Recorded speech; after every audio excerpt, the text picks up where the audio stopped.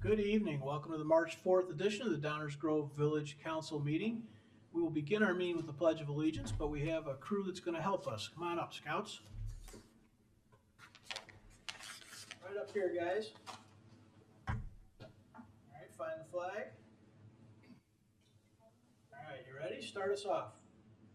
I pledge allegiance to the flag of the United States of America and to the republic for which it stands, one nation, under God, indivisible, with liberty and justice for all.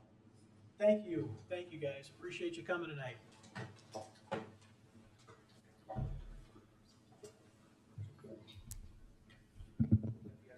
Rosa, would you call the roll, please? Oh, we're gonna, all right. Pause.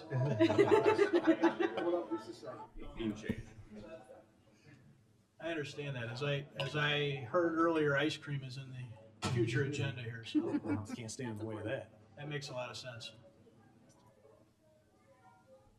All right, Rosa, please call the roll. Mayor Barnett, Here. Commissioner Jose, Here. Commissioner Sadowski-Fugit, Here. Commissioner Gilmartin, Here. Commissioner Glover, Here. Commissioner Tully, Here. Commissioner Davenport. Here. Welcome, everybody. Good to see you all tonight. Item 3 on our agenda, we have a proclamation for this evening. This is National Social Work Month. But before I read that, I have just a couple of comments.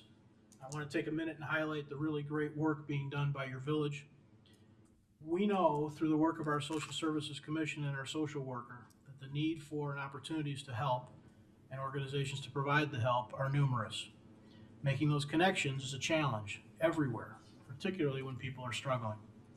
Since the village began its social service referral program, over 1,000 referrals have been made that resulted in our friends and neighbors getting connected with the help they need. In 2024 alone, 96%, nearly 700 referrals were completed. Heather Lippy has served this village in exceptional fashion, not only doing the hard work and getting positive results, but as the first person to serve Downers Grove in this capacity, she's also helped define what the program is, how it should run, and she's helped sort out how best to make it successful. So just before we do this proclamation, a little round of applause for Heather.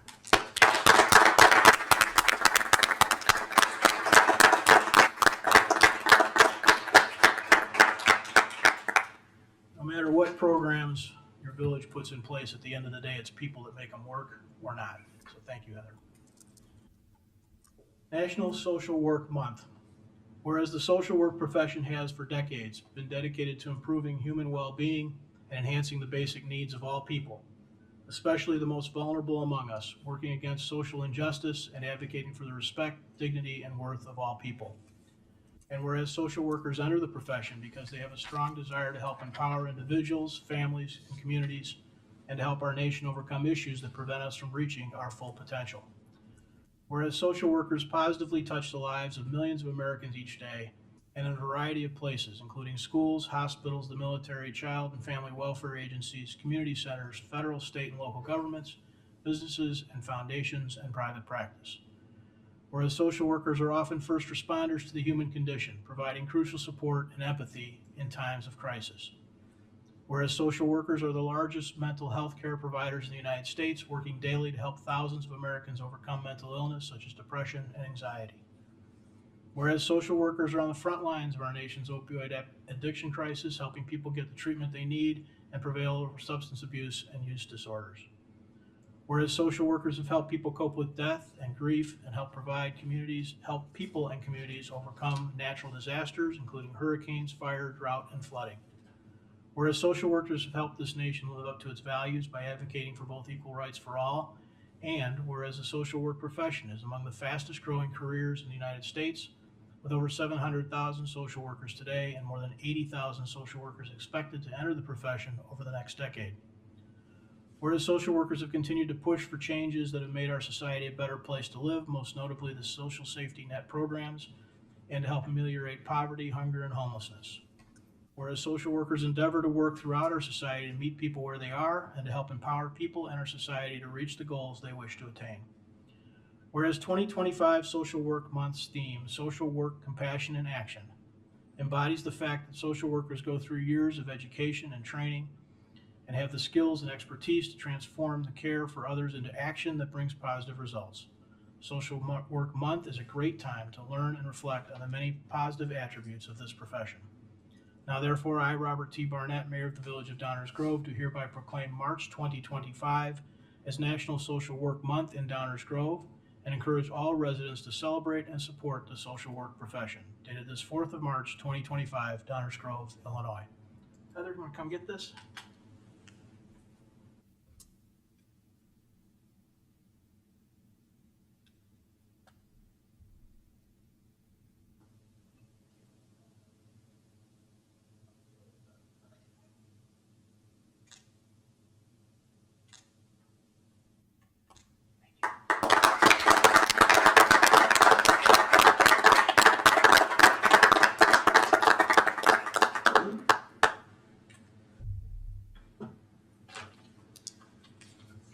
Okay, item 4, minutes of previous council meetings. Is there a motion?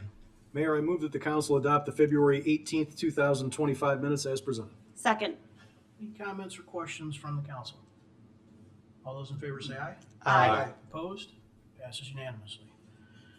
Item 5, public comments portion of our meeting. This is an opportunity for the public to comment on non-agenda items that will not be on the agenda. We do have additional opportunities for public comment at all first reading and active agenda items. We have a few folks that look to be new, so we're just going to read through a brief set of guidelines. This portion of the agenda is, again, not for items on the agenda. Please remember, council meetings are not open debates. This is a council meeting open to the public. It's not a meeting or debate of the public. While we seldom, if ever, cut people off, we do expect people to respect the time limit to allow everyone here this evening an opportunity to address the council. If you plan to speak, please keep the following in mind when you come to the podium. State your name for the record, address your comments to me as chair of the meeting. Keep comments to 5 minutes or less. Avoid repeating what others have already said. It's okay if you agree with the previous speaker, and in fact, you'll often hear council members doing a similar thing. Please keep your comments to 1 visit to the podium per subject. And please remember that comments are most effective when they focus on subjects within the scope of Downers Grove Village governance. So with that, anybody that has comments on items not on tonight's agenda, please come on down to the podium.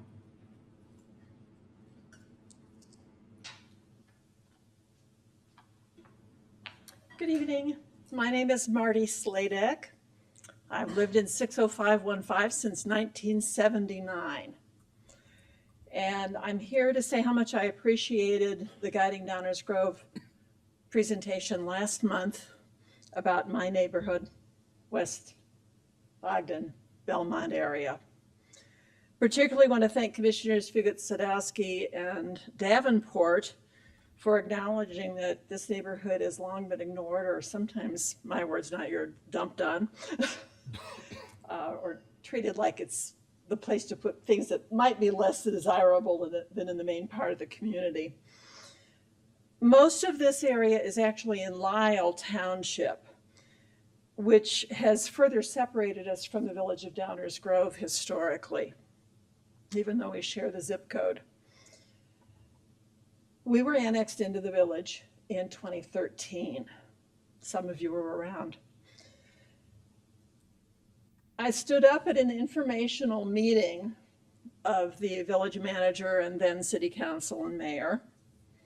And I said, a bit facetiously in my style, how much we were looking forward to voting in village elections after decades of being ignored and not represented.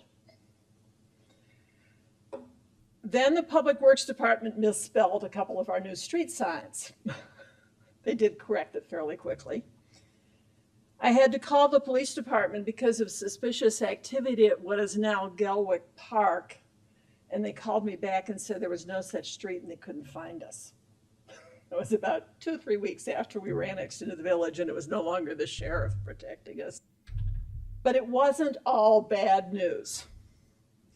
Most of us, although not my street, got sidewalks and street lights and sewer lines. We all got city water. Hallelujah. We're grateful for that. You all recently did what you could about that awful intersection of Walnut and Belmont, which has not Walnut and Ogden, which is multiple jurisdiction and will probably be a mess for a while, but it's certainly better than it was. The very day after we became part of the village, I got my library card. And you all know where that led. So I just wanted to thank you for your work on guiding DuPage, and particularly for what you've done in my neck of the woods, or as it were, prairie. Keep it up.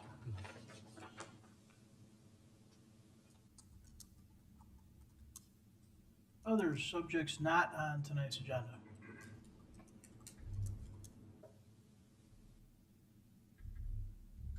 I'm going to break the rule a little bit because the subject I want to talk about is on tonight's agenda, and you just had it as the proclamation for the social worker, month of social worker, and recognition of the social worker here. And I want to say that I'm grateful that you have taken this approach and provided this service to the community. It's extremely important. Also want to recognize that the library has a social worker, and it is, I understand it, not a duplication of effort, but a complementary dedication of effort to help the citizens of our community. And I hope that that will be a collaborative effort going forward for the good of those who need it and those who love them. And so I want to say thank you.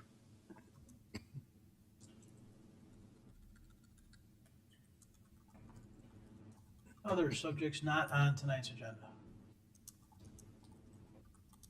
Okay, we will continue then with the consent agenda. As a note, item G on the consent agenda is being moved. It'll be our first active agenda item this evening, item G. So with that adjustment, is there a motion concerning the consent agenda? Mayor, I move that the council adopt the consent agenda absent item G. Second. All those in favor say aye. Aye. Opposed?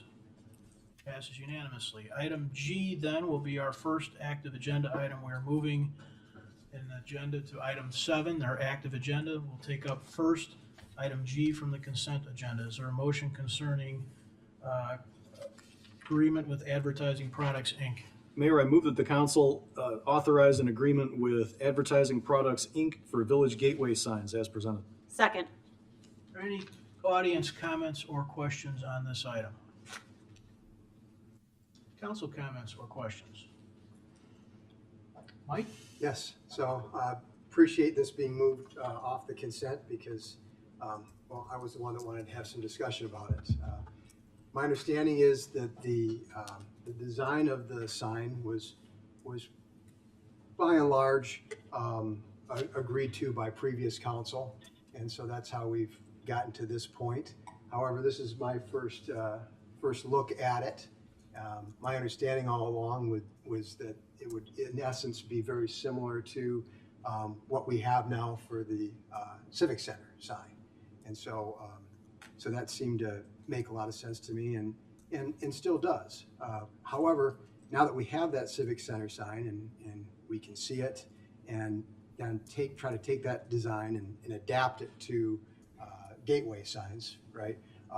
Some changes were proposed and are reflected in what's being proposed this evening, and so I just wanted to address some of that, and also make some suggestions as to how we might be able to improve the aesthetic and functionality and even durability of that sign going forward. So to start with, the sign, if you look at the sign as proposed, and compare it to the sign that we have in front of us right now, or in front of the Civic Center right now, that sign out front has basically two metal box backlit with the language, Village or Downers Grove Civic Center on it, right? And they're applied to each side of this monolithic brick wall. One of the downsides to what we see there, and I think staff recognizes that it can easily be pulled on, yanked off the wall somewhat. Someone could damage it pretty easy. As well, you could get a good deal of snow, ice buildup in between the two panels that stick up above the top of the wall. And that could put some force on those panels and cause some issues down the road. And so in this design that's being proposed this evening, what's been done is to create a thicker a box, if you will, for the signage to exist on, and it sits in a slot of the masonry wall. And so that helps to, thank you, helps to alleviate some of the issues that I just talked about. But in doing so, I think it functionally does create a little bit of a problem in that if you look at the brick to the left side of the sign, that's now just this very small piece of masonry that's sticking up alongside the metal box as it is. And the base of that over time, I think likely, and this is based on my experience as an architect, we're likely to have some issues with water and potentially stress crack at that corner going forward. So I have some functional issues with that in terms of the proposition. And then looking at the graphics of the sign itself, if you were to look at the sign out in front of the building right now, you see that the graphics in Village of Downers Grove, our tree and the nice green underneath, it's not. It's actually in a color that exactly matches that kind of dark graphite color, dark bronze color of the box as a whole. And so that graphic kind of just blends in with everything else and doesn't stand out as we'd like it to. So my suggestion with that was that it ought to be green, which has kind of been that's how we've handled that graphic in the past. And I would like to see that distinction made. Then the lettering itself, unfortunately, I think the letters are too squashed together, and it makes it so it doesn't read as nicely. So something called kerning, which is the space that you put in between the lettering. I think that could be done a little bit better, a little more tastefully, and it might involve taking the letters down from 10 1/8 inch high to maybe 9 3/4 or something like that in order to create a little bit more space. And by reference to these signs, this lettering is about 3 inches taller than what you see on the sign that we have out in front of the building right now. And the size of the panel that's holding the Village of Downers Grove and the emblem also is about 2 feet longer than what we have in front of us right now.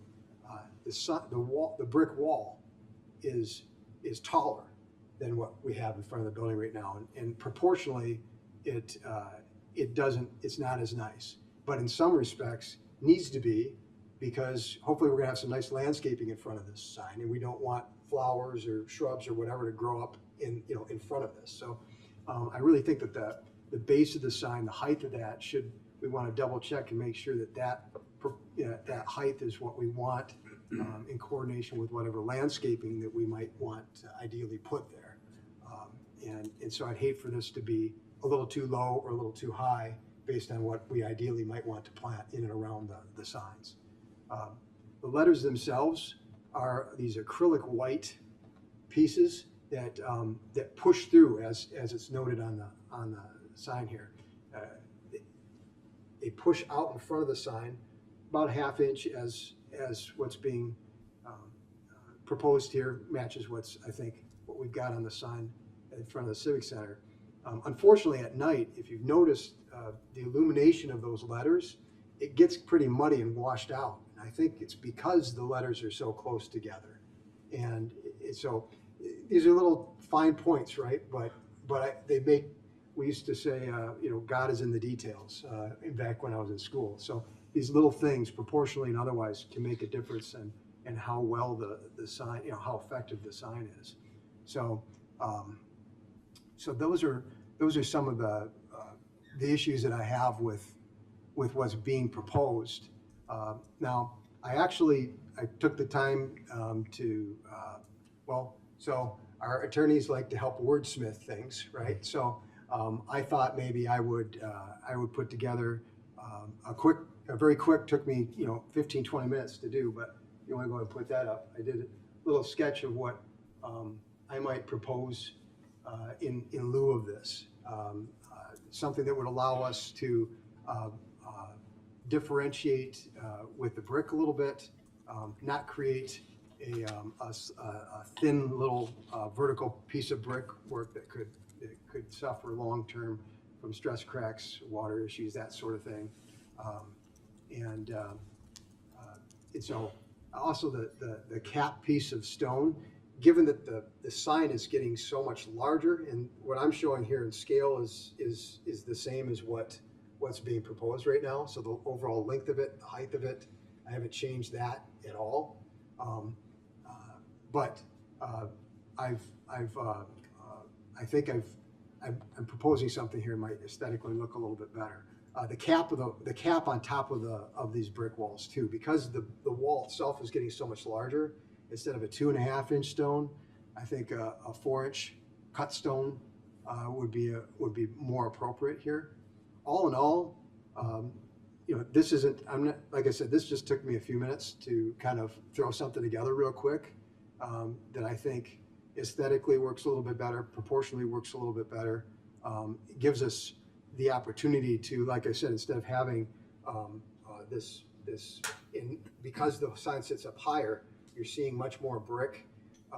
The ability to, on the end there, I've got a 2-foot by 2-foot pier, if you will, and that the rest of the wall comes into. So it creates a little bit of an edge. And then I'm thinking we could potentially change the tone of the brick. Could be the same color, colorway sort of thing, but the tone of the brick might be able to differentiate a little bit, helps to break that mass up. So I'm not advocating for us to necessarily do this. I just wanted to illustrate that something that I think might look a little bit better, knowing that this is when these things go up, they're going to be up. Well, shoot, look at the junky one we've got right now down on Dunham at Dunham and Lamont Road. I mean, it's going to be there for a long time, good or bad. So I wish I'd been part of the group a few years ago when maybe all this was being considered a little bit, but I wasn't. I'm here now, and I'm asking the council to consider taking a little bit more time to look at this, consider some of my suggestions, and then make a decision going forward. Those are my comments. Thank you. So to sum that up, Mike, the design is such that you do not want to approve this contract to go ahead. That's correct. Okay. So that would require a redesign and then a re-bidding. And so I don't know what that does for timing, but it probably makes it not anytime soon, right? I understand. Okay. Any other comments? Martin? I don't have a problem with anything that you just said, Commissioner. I think those are all wonderful design elements, construction elements that all make perfect sense to me.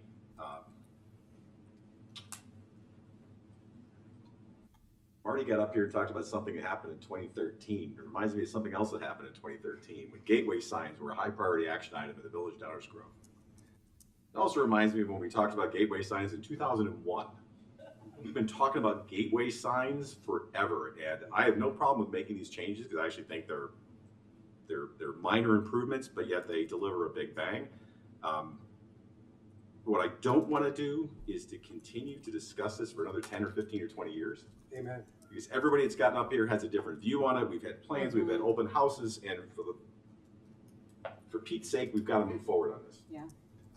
That being said, I do want to do it right, and we did say let's keep them consistent with the village, and these are all small things. So my real question is this, is how long do we think it would really take to rebid this? This is not a big deal, it's 2 signs. I remember when we had the entire village scoped out and budgeted and ready to go, and then people started to get, well, I don't like purple, I like violet, and that's what I don't want to have happening. We need to move forward on this. This has been going on for literally over 20 years. That's one of the challenges, though, right? But I think this could be done. I think this could be done very quickly. None of what I just heard is. It could be done quickly if we had 7 people that thought something like that made sense. What we did is we, a year and a half ago, decided that we were going to mimic what was currently in our yard. And then we've talked about that 2 or 3 times since as as what we were gonna do going forward. So I guess my challenge here is, could it be done? Well, yeah, if everybody said, yeah, just bid that, sure, you probably could do it, but that's not what it's gonna be. We spent, I don't know, 6 months talking about, we spent like 6 months talking about whether or not we liked this, that, or the other thing as it related to outside spaces. Now we're gonna spend a little bit of time this evening talking about plazas, which I think is meeting 2 or 3 plus all the individuals. So I'm not convinced that it's as simple as that. I mean, I'm sitting here telling you, I think I like the sign we have, so. Mr. Mayor, can I just ask, and maybe staff could better answer this question. The amount of brickwork that I'm showing there is no different than the amount of brickwork that's proposed.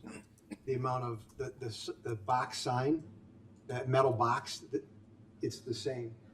Nothing's But only different. API can answer that question, Mike, though. Somebody's gonna have to do the bending and the forming, they're gonna have to pull it out of sheet. Somebody's gonna have to do an estimate.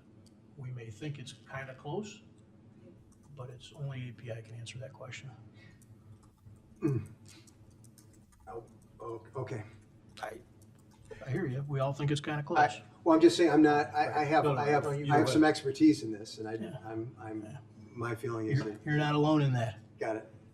Okay. Greg? Thank you, Mayor.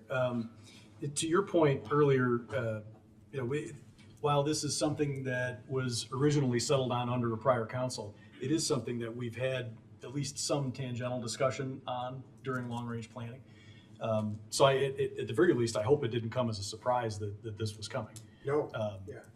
Because, it's something that I anticipated for a long time, not quite 20 years, but, I was around for the 2013 discussion, and yes, it is nice to move forward on things. It's in front of you. And to your point about the red pen, lawyers do enjoy red pens, and I know you've enjoyed yours. And to Bob's point, we could tweak different things different ways. I mean, I'm no good at design. I'd be the last person you probably want designing a sign, but when you put something in front of me, I can tell you whether I like it or not. I don't have any problem with what you proposed, but I also like what is currently in front of us too. So, given the even significantly longer delay than what I already knew about, I'd rather move forward tonight and get it all taken care of. So that's where I'm at. But thank you for the effort. I really do appreciate it. Thanks. Chris? Thank you, Mayor. Yeah, I mean, I can appreciate the idea of trying to move this forward, and I do appreciate Commissioner Davenport's efforts here. I don't think the question was answered. I think maybe it was asked but not answered. Do we have any sense of what sort of getting this mocked up or quoted might be? Yeah, so this is a design build contract. So we'd have to get some direction from this council, go back to this company and see how the pricing would change and the design lead times would change, et cetera. So we don't know for sure, but it's part of a design build approach. And we have gained some economies of time, if that's a thing, based on this is the same company that did the signs that are here. So Yeah, I mean, if I'm being honest, I don't think what Mike has proposed here is that different. I think it is a refinement rather than a brand new design. So I would certainly be open to another pass and see if that that meets our expectation from a pricing standpoint and a timely standpoint. It's one of those things, I do feel like I have a little design eye, and certainly when someone points something out to me, then it starts to stick. And so maybe well done on selling me on the vision a bit. But I think some of the elements you pointed out, didn't really recognize the first time I was looking at this. So I would be open to exploring this. Thank you, Mayor. Thank you. Anything? Yeah, I would be interested in moving forward with it. I am a little bit worried that we are letting perfect get in the way here of good, and I do have some concerns that we are going to start getting in our own way and making this turn into 2001, turning into 2013, turning into each one. I appreciate all of the work that you put in, you know, and all of the thought that you put into it. It, you know, really is a good mock-up. But I do agree that we did have a lot of conversations about, you know, having this really look similar to what the design was with the current building, and this is pretty consistent with what we see here. And so I am interested in moving forward with what we have currently. Thank you, Mayor. Any other? Go ahead, Dan. I'm pretty much in the same boat. I appreciate all the work that Commissioner Davenport put in here. I like both layouts, both designs, but I do like to have the consistency between what we have here at Village Hall and what we're going to see throughout the village. And like what's been said before, we talked about it a number of times, and I'm interested in moving forward. So appreciate the work. Mhm. And definitely think both look good, but I think we could also sit here and disagree about certain aspects of both sides, I'm sure. Yeah. So, like, I know green is on all of our Yeah. logos and everything, but I probably would say I would like it not to be green. But, you know, so That's Very my good. we worry. can kind of That's go my back worry and as forth well. about different things. What's wrong with green? Right? Always anti-green. Martin, please. That's my concern as well, that we're just end up So I was willing to talking in entertain circles. this. I was willing to entertain this, but if this is gonna devolve into some kind of design competition, I am not going to, in any way, shape, or form, be on the record as voting against gateway signs. Yeah. I'd just like to know. Not after 25 years of trying to Right. get them established, there's no way I'm voting against it, with all due respect to my Yeah. colleague. My concern is that we'll end up talking in circles again about gateway signs. Chris, go ahead. Thank you. Just a question of clarification. The letters are backlit, similar to what we have here, or at least they're translucent, right? That they will be lit signs. Yeah, LED. Same general design that you see at the Civic Center. And then the logo is not lit, correct? The logo is just, We think it is. oh, okay. I'm pro-lit logo.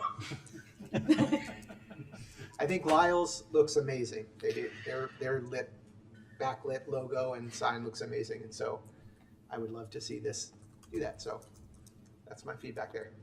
Mike, go ahead. Yeah, so it's sounding like we're gonna keep with what's being proposed. Could we at least consider addressing some of my concerns about the proposed sign? That I think are, you know, I'm not talking about changing the design necessarily. You know, I think even if you just, I understand aesthetically why it's shifted to the left in a way that matches what we have right now. But what I'm saying is, I think it's going to be a problem in the way this is different. That what's being proposed is different from what we have right now, and so I would suggest moving this so that it was centered on the wall would probably help to alleviate some of my concern about the durability of the masonry at the left-hand side. So there's that. I still am in favor of green on there. And then I have some, you know, in my comments about the lettering were regardless of whether or not you're redesigning the sign. And so I would at least ask that those things be considered in our adoption of what was proposed. I think, Mike, that's the same conversation and said a different way. Danny doesn't like green, you like green, I agree. Offset, not offset. I happen to like it offset. I think it's a little more distinctive than the other way. What should the size of the letters be and should they be backlit? All I can tell you is I drive down Curtis every day, literally, and I have no problem reading our signs. So you're gonna have 7 versions of what this might or might not be, and then eventually somebody will say, I agree with that person, I agree with that person, so it won't be maybe 7.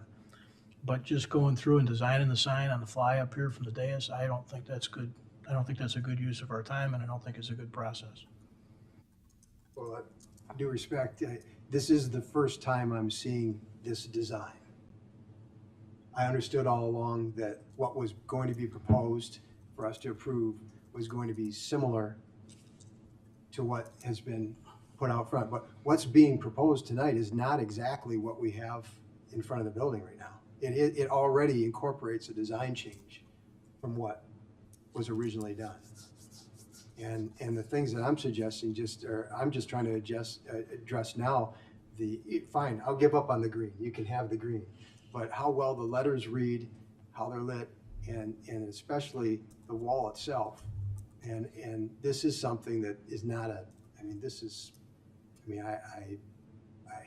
don't want to go in circles about it, but that the little piece of the brick wall to the left, I think, is going to be an issue at the bottom corner of the sign over time. I mean, I would just get rid of that piece sticking up, if in all honesty, but that I don't think I'm saying the same thing in a different way.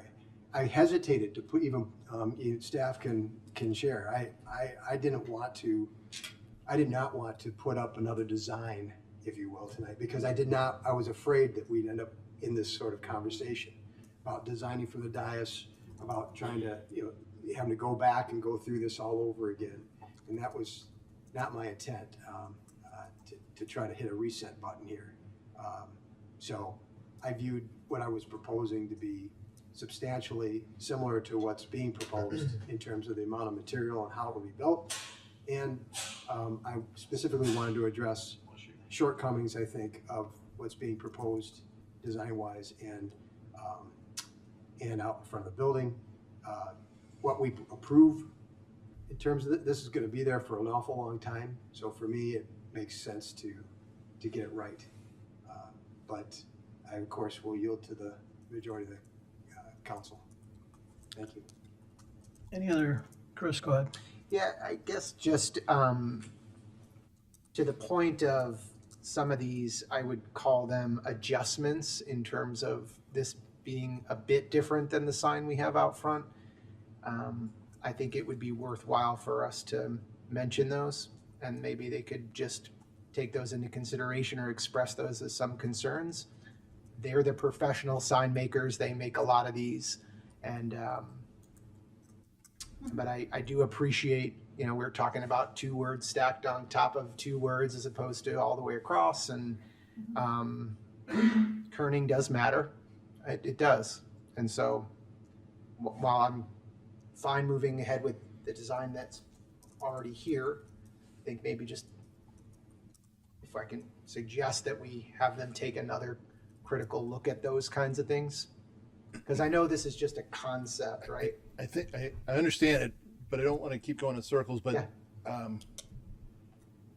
That might put the designer and the staff in a strange position of if something were changed, but not to the desire as the council. So, we've been working with this group on general direction. So, I think There's this decision guy, I'm going to cut you off, Dave. The decision, guys, is if we don't like the sign that's in front of us, we think there's some reasons to change the sign, we should vote no to approve this contract and ask our staff to start some process that's kind of like what we've had on plazas and other such things, right? It would involve a couple iterations, it would involve individual meetings with us, and at some point down the road, something that we all thought we could live with.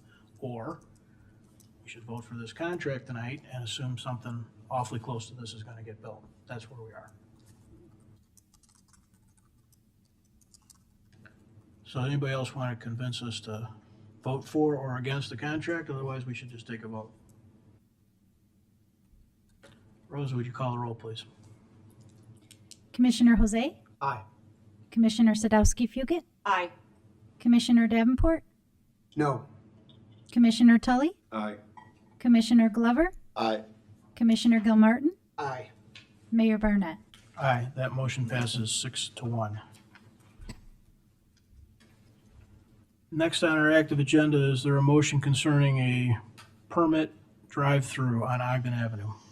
Mayor, I move that the council adopt an ordinance authorizing a special use for 1250 to 1254 Ogden Avenue to permit a drive-through as presented. Second. Any audience comments or questions about this item? Council comments or questions?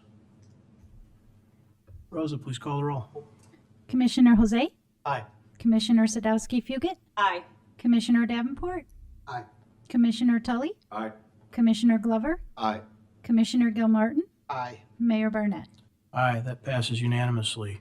Next up, is there a motion concerning a redevelopment agreement? Mayor, I move that the council adopt an ordinance approving a redevelopment agreement between the Village of Downers Grove and 1250 Ogden LLC as presented. Second. Any audience comments or questions on this item? Council comments or questions? Chris, please. Yeah, I just want to thank for the developers for bringing this to town. 2 restaurants with tax-generating businesses, 10-year leases. I think this is going to improve the overall look of that particular shopping center, restaurant center, whatever you want to call it. And I'm looking forward to supporting this. Thanks. Thank you. Greg? Thank you, Mayor. I echo what Commissioner Gilmartin just said. I think it's a substantial improvement, and it just adds to the improvements we've had along the corridor. And I wanted to highlight some of the additional information that I believe you asked for, Commissioner, at the last meeting. In 2001, the EAV inside the Ogden TIF was $29.3 million as the equalized assessed value. In 2023, it was $52.7 million. That's an awful lot of increase in property value that's indicative of the investment and the work that's been done by the village, by the EDC, by private developers, and by council after council over the last 22 years. And I think it's a job awfully well done. Thank you, Mayor. Thank you, Greg. Others? Rosa, please call the roll. Commissioner Jose? Aye. Commissioner Sadowski Fugit? Aye. Commissioner Davenport? Aye. Commissioner Tully? Aye. Commissioner Glover? Aye. Commissioner Gilmartin? Aye. Mayor Barnett? Aye, that too passes unanimously. That ends our active agenda portion of the meeting. Item 8 is our first reading. This is the portion of the meeting where we take up items for discussion only tonight. These are items either being discussed first tonight or continuations, but these are items on which we do not plan to take formal action this evening. Dave? Thank you, Mayor. There are three items on tonight's first reading agenda, but 2 discussion topics. The first 2 items will be considered together and will be presented by our Community Development Director, Stan Popovich. Thank you, Manager Fieldman. As Dave noted, the first 2 items are rezoning and special use requests for 826 and 830 Warren Avenue. The project is located just north of us tonight on the north side of the tracks along Warren Avenue, facing the tracks. You can see the 2 properties seen here in the aerial. The one on the left is a commercial property and the one on the right is a single-family residential property. The petitioner is proposing to construct a 4-story, 20-unit apartment building. The proposed building would have a height of 49 feet. Showing here the zoning map, you can see the existing western lot is zoned DB, Downtown Business, and the eastern lot is zoned DT, Downtown Transition. The proposal is to rezone the eastern lot to a DB, Downtown Business designation, and this would then, the petitioner would then administratively consolidate both lots into a single lot to allow the construction of this development. The Downtown Transition zoning district allows a 36-foot height or 3 stories, while the DB allows up to 70 feet. And as I noted just earlier, the proposed building height is 49 feet. If we look at the site plan, we can see the red is the outline of the property. The outline of the building is in blue here. Due to the slope of the property, the south property line is about 8 to 10 feet higher than the north property line. This allows some parking to be placed underneath the second floor of the proposed building, as shown here in the light blue. And then additionally on this level, where the handicap parking spaces are, there's a ability for the building to have a lobby for the resident entrance and then the rubbish room as well coming out of the backside, but you don't see that from the main facade on the Warren Avenue side there as well. And then this is the overall footprint of the building here in blue, and additional parking is provided along the north property line. There are 27 parking spaces proposed. This does include an EV dedicated space. Per the code, this building is required to provide 28 parking spaces, but the code does allow 1 space to be reduced if one of the spaces is dedicated EV space. So it's an incentive for sustainability. It's been in the code for a while.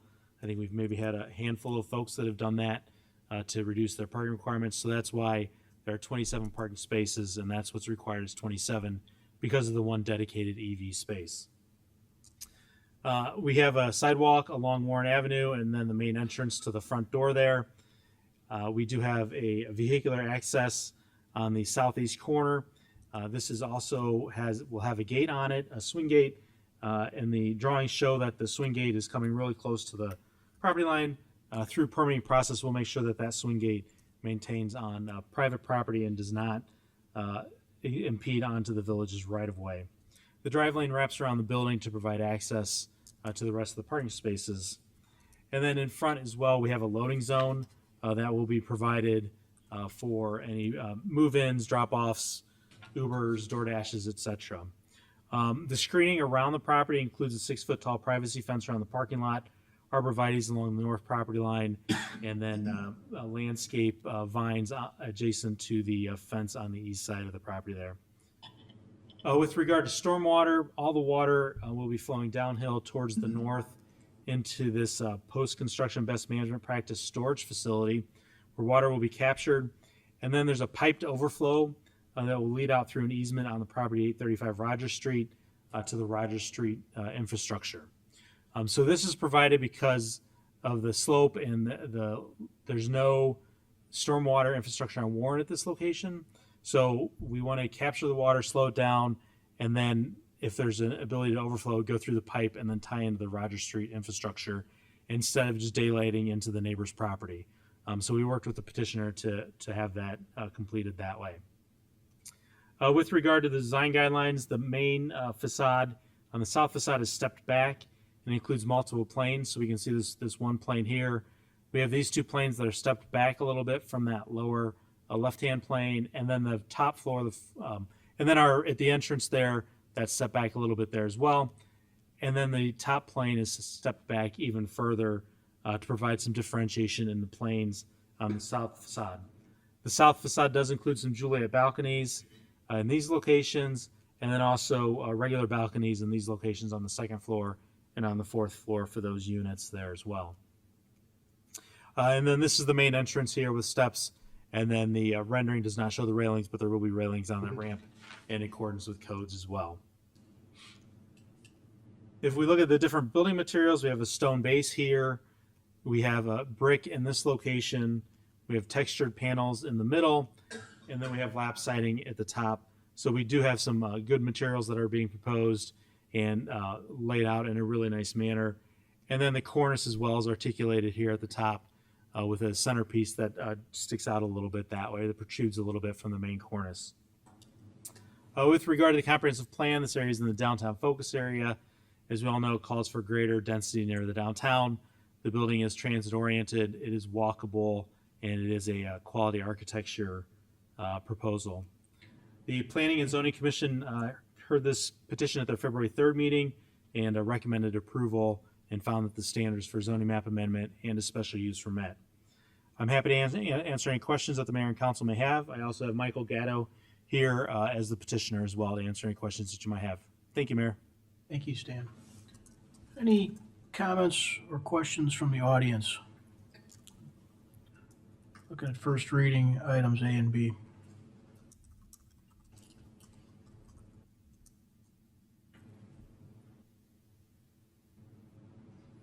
In case it was confusing to you earlier that I was here complimenting you, I'm here to let you know that it's really me. This apartment building seems to be another example of it could have been worse. The building height at 49 feet is too high. It should be 36. And the parking is, I think, problematic. The stilts look tacky. There's a building not too far from here along the train line that you see every time you come westbound, and the parking underneath is not attractive at all. The parking spaces, 27 parking spaces. What happens to the 28th if there's no electric vehicle? gas guzzler sit there, I don't know. But you have you have more than half of the units are 3-bedroom apartments. You can assume, I think common sense tells you, that 3-unit apartments will have 2-car residences. And even the 2-bedroom apartments may well, or even the 1-bedroom apartments may have residents with 2 cars. Where are they going to park? Are you going to put them in the garage again? Is the owner not going to allow residents with more than 1 car? The write-up said that each of the parking spaces will be assigned to a specific unit.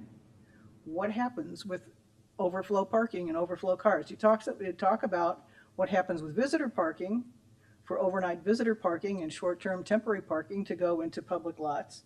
But you don't talk about 2-car residences, and it is very, very reasonable to expect that 3-bedroom apartments will be family units, and there will be more than 1 driver and more than 1 car. So I don't think that is adequately addressed at all. In fact, it's not addressed at all.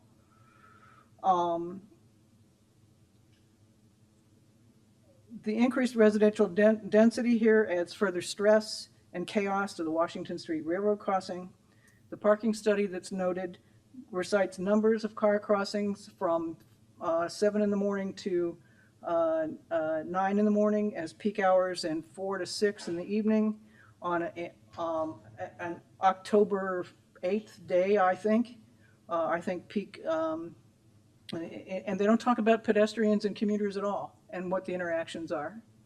And in October, the data will be daylight data and good weather data. So it does not capture at all what the any kind of qualitative analysis of what the experience is using that crossing. And it is a dangerous crossing, and it is much more dangerous at night when the time changes, when it's snowing, when it's wet, and there will of course be more pedestrians because of that unit, that building, and it's not captured there. And I think your data-driven materials and review does not present the full picture here. So I suspect this is inevitable, but I don't think it's the the highest and best use of land in Downers Grove is not necessarily the most dense. And I don't think that this building is at that location serves us very well. Thank you.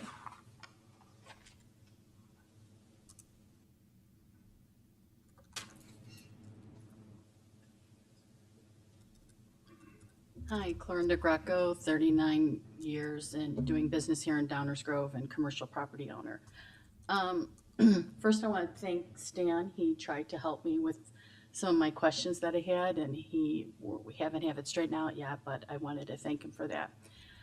I just want to remind you, when we were at the old building and we were having all the meetings with the mini dash that they were saying was going up on Washington and Maple, over and over and over again, the council said, well, you know, she bought a house where it's downtown transitional, you know, she should understand that that's what's happening. Well, the people have a house here and it's downtown transitional, and now you want to change the zoning on them. So just keep in mind that when you were voting with the little mini dash, over and over again, the people around there, they should have known where they purchased their home or where they purchased their property, that it was downtown transitional. And now they want to change the zoning for this to put this extremely tall building up, which will affect my parking, everybody. Thank you.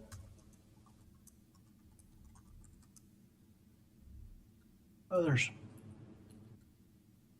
Council comments or questions? Martin, go ahead. Sure, thank you, Mayor.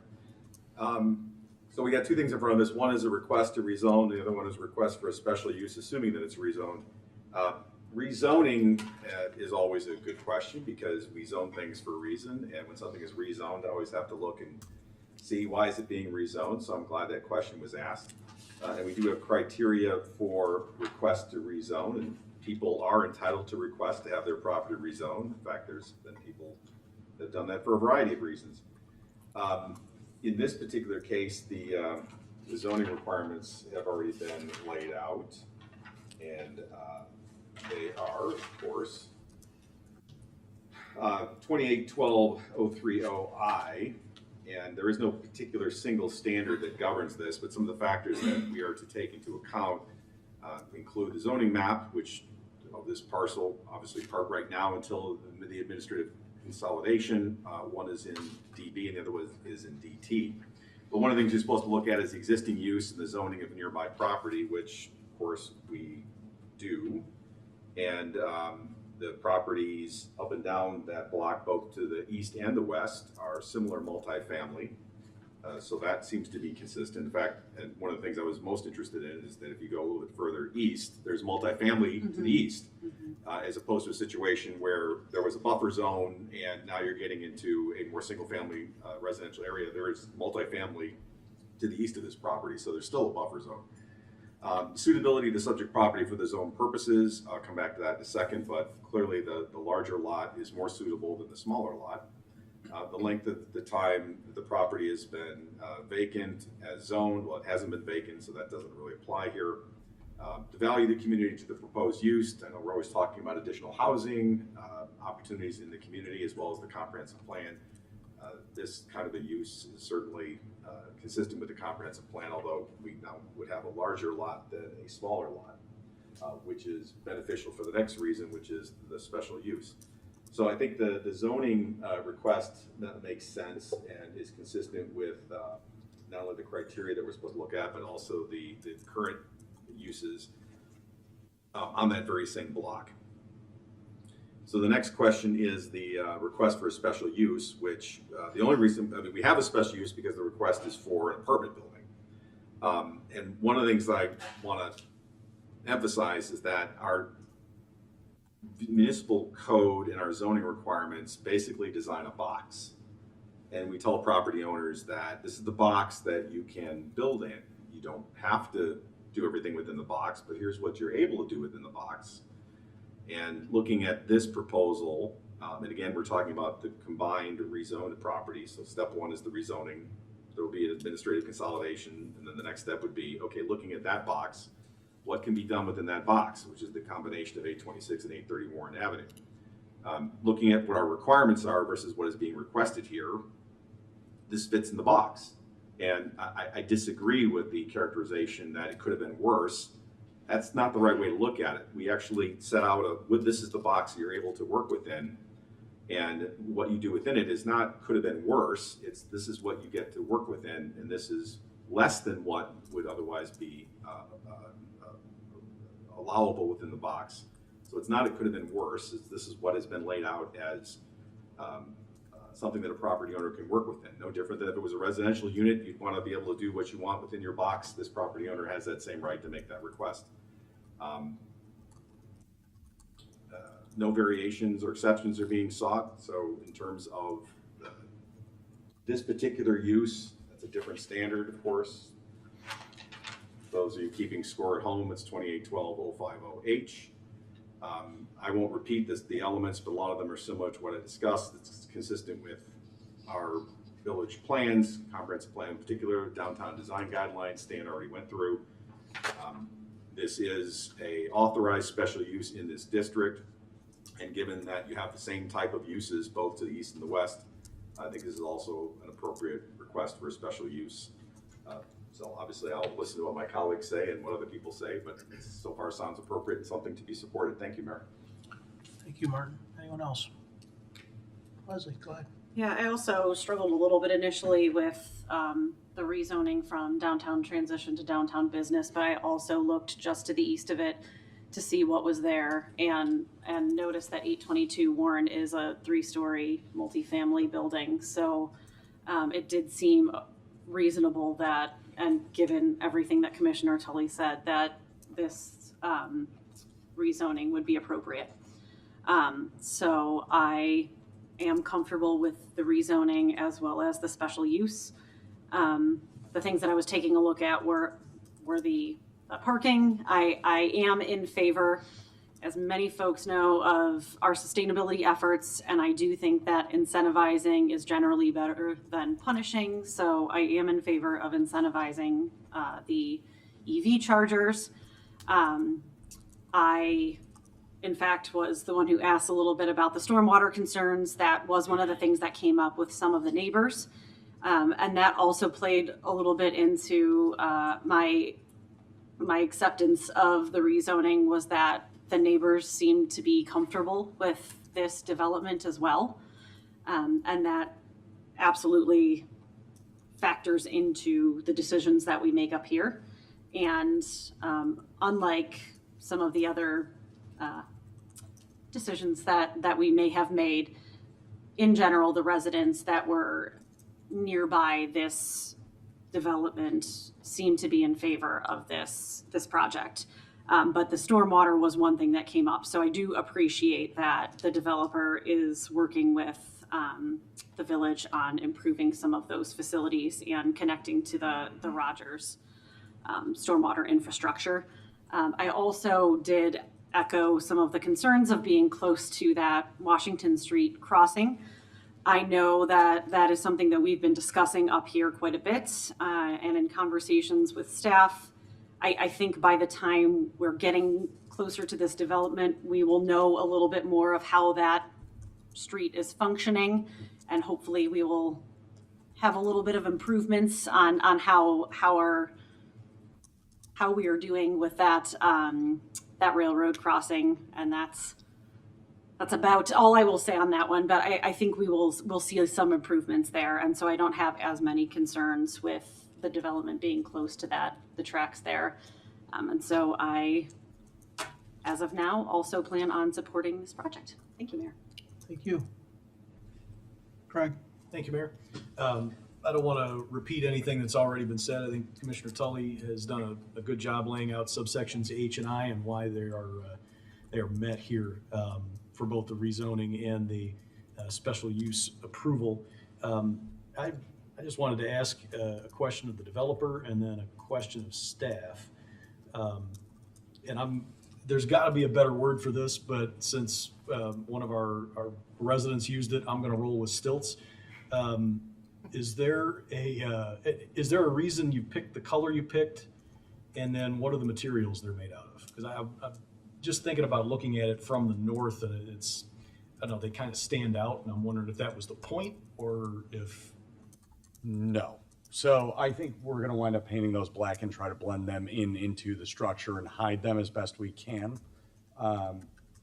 We're still working through some of the encapsulation of the lower portion of that for safety concerns for cars, but we'll color match that entire portion. I'd like to see it change to black. I agree that it stands out right now. I'd like to blend that in. Great, thank you. I think overall the building is quite attractive. My question for staff, I get why we went in the direction we did with regard to stormwater and the best management practices and piping out to Rogers, but it got me thinking about the difference, and you're going to want to probably have a problem with me after I make this comment because it's reminiscent of a couple of weeks ago, but I promise not to drop the mic too loudly. If you go further east on Warren, there's curb and gutter and whatnot. In this particular stretch of Warren, there's not. I'm wondering if there comes a point where it makes sense for us to put stormwater infrastructure and whatnot into this area, and would it make a difference with regard to the stormwater management? I'm glad it was you. I had nothing to do with that comment. I thought about it, but I'm glad it was you that said it, not me. So my understanding over the years that this discussion's come up a few times, that yeah, I think there are some benefits to curb and gutter and help us manage stormwater. That of course is a broader discussion because there's several places in our community, in our village, that go from semi-rural to urban street cross sections and different standards. So we don't have any particular street improvements planned on Warren right now. We do look at that when street improvements come up beyond resurfacing, but structural type work that might change the profile. Our practice in the last handful of years has been to put in ribbon curb or something similar only when necessary to improve a unknown stormwater issue.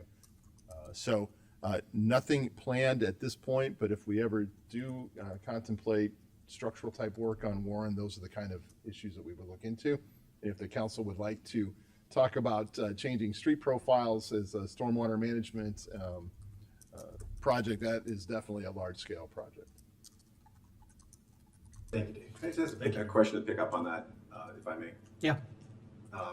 If I don't see that there's any existing stormwater infrastructure there, so if there was a drain to tie into, that would be one thing. But I think what you're talking about is it would be not just putting in curb and gutter, you'd have to actually put in a stormwater management system. Right. Yeah. Well, and Yeah. That is what everybody, I Yeah. know you know that. I was clarifying that. It's not a minor, it's not just a question of putting in curb and gutter for aesthetic purposes. If you really wanted to manage, operate as an effective stormwater system, you'd have to put in more capital. Structural changes. Structural changes under the street and. Profile changes. How am I It's doing, not Mr. a- It's not a minor, just so right. people understand, it's not just pouring some concrete down the block. No, and given the contours of this particular area, it might not make sense to put stormwater infrastructure there, which is part of the reason why I wanted to ask the question. Thank you. Mike? Sure. So, agree on the zoning ordinance request and its appropriateness. I'll also add to that the 25-foot setback from the east property line helps me get there as well. That's more than what's required, and so the building being about 14 feet higher than, or 13 feet higher than what would otherwise be allowed, I think has helped to mitigate it in terms of daylight plane by setting the building back further. So, in other words, a shorter building closer to the property line would have a more negative effect than what's being proposed right now. So that's a plus. Also want to point out something that maybe it's been missed in if we've had a few of these discussions in recent months. This project alone contributing $203,372.29 to our schools and park district. So, an immediate benefit to the taxpayers of Downers Grove with this project, apart from increased EAV over time. So, I thought that was a real plus. Also agree that it's a mostly attractive building. I had similar concern about the stilts, not only in terms of appearance, but the possibility that given their height, especially the backside, suspecting that there's going to need to be some more structural bracing, and some concern about what that might look like. And I appreciate that this was in the several of my questions were in the council questions, and appreciate staff's addressing of those things. So the stormwater management, always like to kind of compare thinking about what exists right now versus what's going to be in the end. And my understanding is that currently there's some issues at the back of this lot because of the way the property slopes. It creates some issues for the other property owners adjoining, and this project will definitely improve that currently unmanaged situation. So this should be a plus for the neighbors, and I appreciate that as well. There was some concern about screening and landscaping and such, the north and west property lines especially, and I think the fencing and the proposed landscaping help to address that for the neighbors as well. In terms of the downtown design guidelines, so for the most part agree with staff's assessment that we've gotten there in terms of compliance, except I don't feel that the current entry, just having it recessed I don't know that that really is meeting the spirit of item 5E in the downtown design guidelines. There's some other ways to add some more articulation there, and I'm not going to make any suggestions other than to say that those things are already spoken to or alluded to in the downtown design guidelines, and a little more attention there would be appreciated. And that ramp and steps are of some concern too, understanding that that's not, it's a pretty generic representation right now. I know it hasn't gone through thorough design yet, but how that is articulated and appears, I think, is important because it is such a predominant feature. So I'm just looking maybe for relook at the downtown design guidelines in regard to entries, and it won't take much. I'll just say that. So I don't think I'm asking for much there. Understand that there's currently no any sort of lighting proposed along the facade, and I kind of think that that's unfortunate, and would like to see something as is alluded to in item 4E in the downtown design guidelines and how we approach lighting. Those are a couple, if you want to say nitpicky sort of comments I've got, but otherwise I don't want to convey anything other than my appreciation and overall support for what's being proposed. I just looking for some refinements. That's all. Thank you. Anyone else? Chris, go ahead. I had a joke, Mike, but I'm going to save it. I'm going to save it. So first, the posts, they're behind the fence, right? It's a 6-foot fence. So I think that we're kind of looking at a shot from kind of up above. They look, I think, a little more dramatic in terms of how much you would actually see walking by or driving by of those posts. So I think this picture gives a little bit of an inflated visual of what we'll see. I'd say I'm generally in support of this. I appreciate this developer's continued investment into Downers Grove. I also appreciate it's a 4-story building. Generally speaking, I think the pros of this development far outweigh the cons. I do have one question, though, and that is its alignment with the 2017 comprehensive plan. So if I'm understanding the mapping correctly, which I think I am, given that one lot is DB, one lot is DT, our downtown distinction of those focus areas cuts right at this property line. And I guess I'm trying to understand a little bit about two things. One, in our focus areas or our key focus areas in the plan, it shows row homes there. I know those are sort of suggestive and not mandatory, but that is quite different than what we're talking about here. That's one. And then two, I guess, given that it is also falls outside of that downtown business zone, how did we get to then it meets the comprehensive plan guidelines? So, like you mentioned with the first one and showing row homes again, it's just a concept of what could go there. I think there was a lot of discussion when this was approved, if I remember correctly, about whether these lots become zone downtown transition or whether they're downtown business. And I don't believe there was any change made to that zoning at that time when we went through the implementation of the comprehensive plan that way. So I think there was a lot of discussion, and it was ultimately decided to keep it the same that way.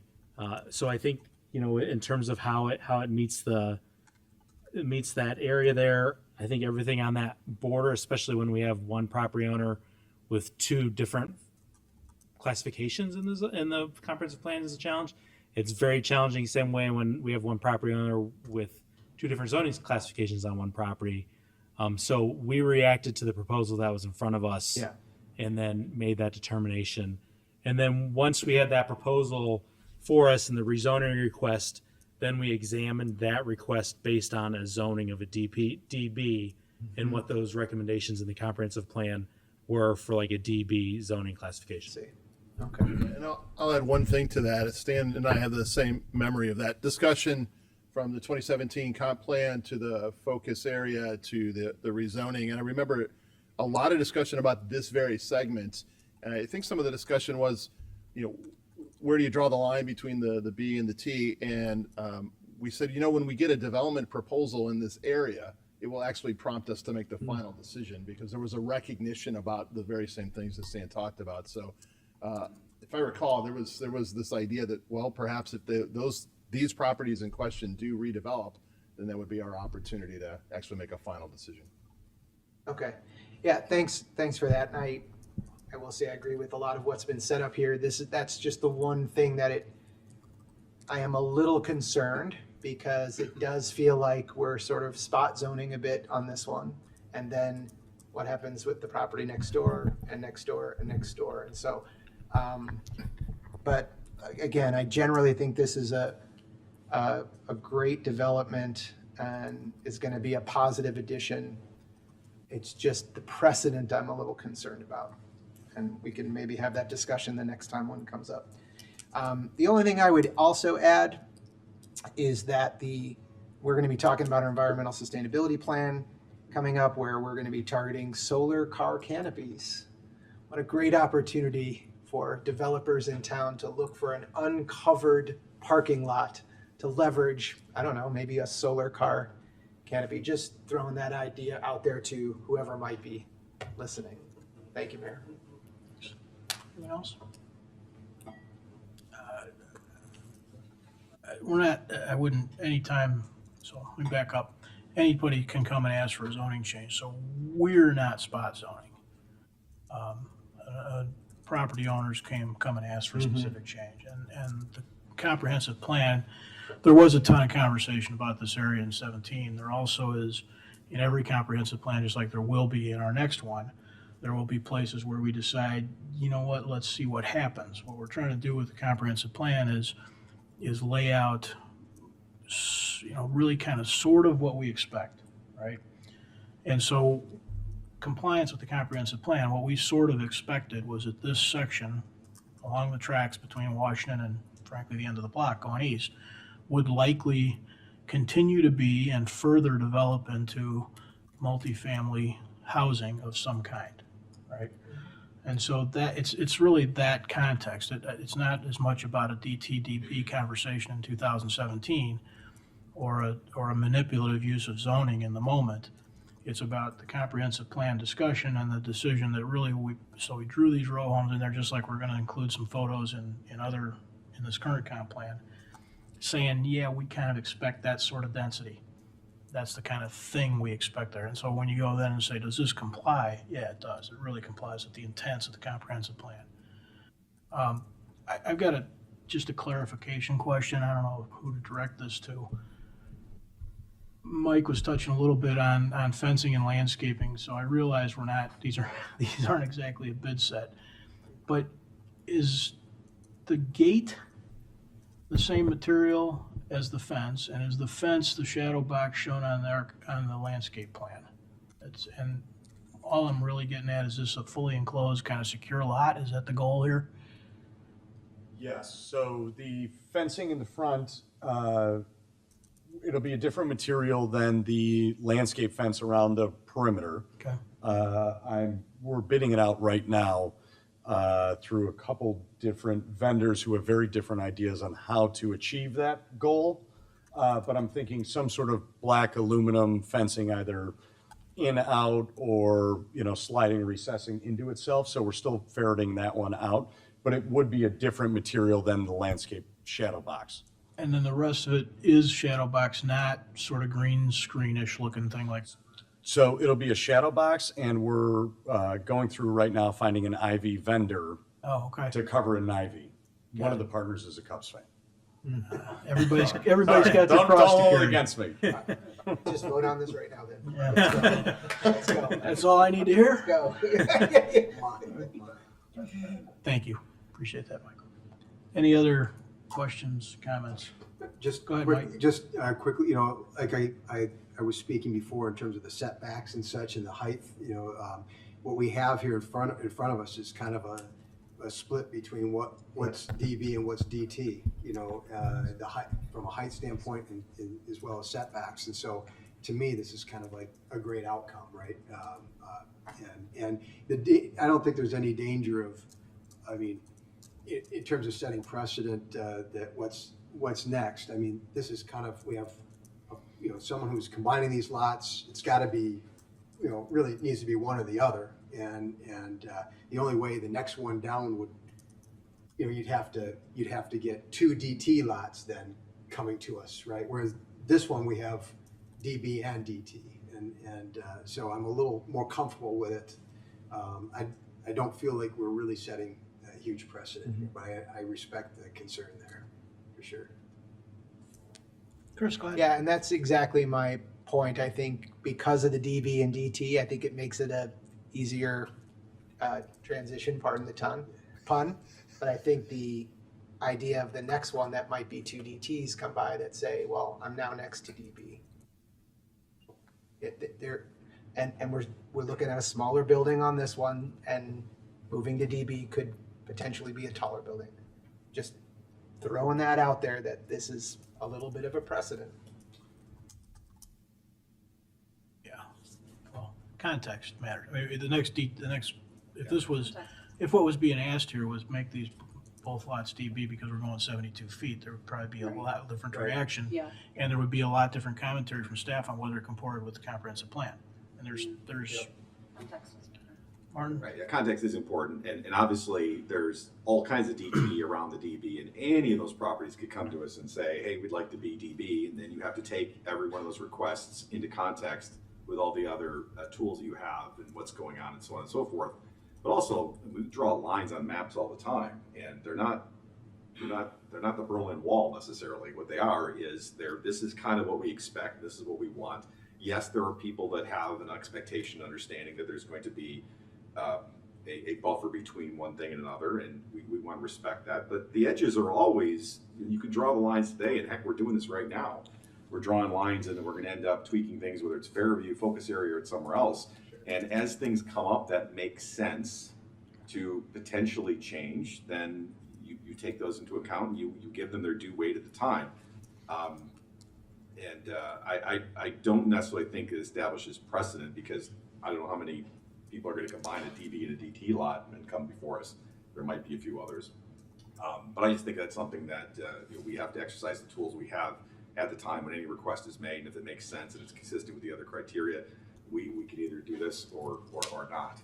But I certainly appreciate the question, because I think all of us ask the same question, is that we've got something as DT, it's being asked to be DB, does that make sense? And I think here it does, but next time it might not. Okay, we'll talk about this again. Any more for tonight? Just as we wrap up, we heard a couple of suggestions from one council member about a further articulation on the front entrance and addressing some of the design of the ramps and lighting along the front facade. We just wanted to clarify, is that something that's direction from this council to the petitioner?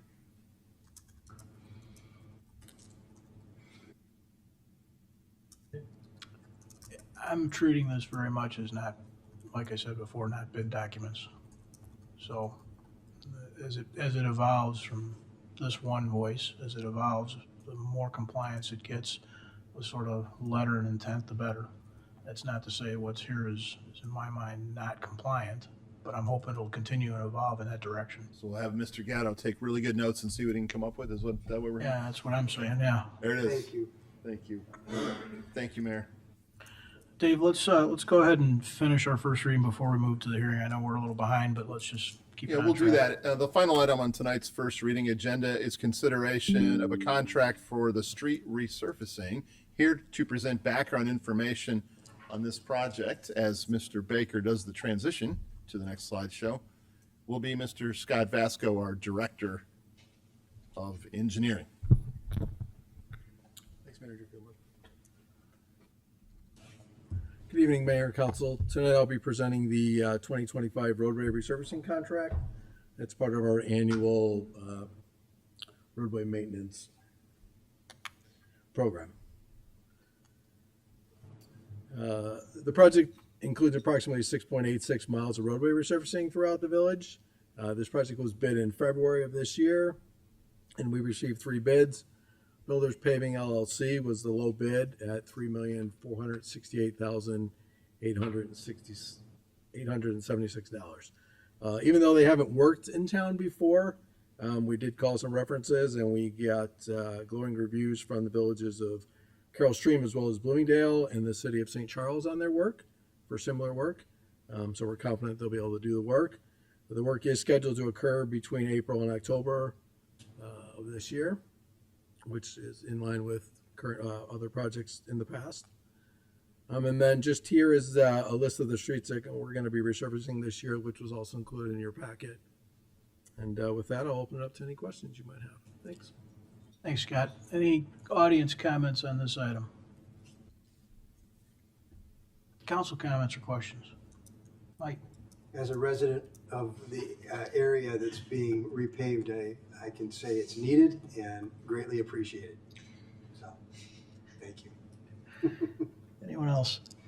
All right. Thank you. That ends our first reading tonight, Mayor. Thank you. Thanks, Dave. For those that are still with us here, we have a public hearing coming up. It says 7 p.m. if you're looking at our printed agenda. That was a little bit of a at the line audible. We published this and then changed our meeting times. So in an effort to stay consistent with what we published, instead of holding this hearing first, we held it off so that people would not show up here and miss it. So if you've stuck it out for this hearing, I appreciate you staying and also your flexibility in our scheduling.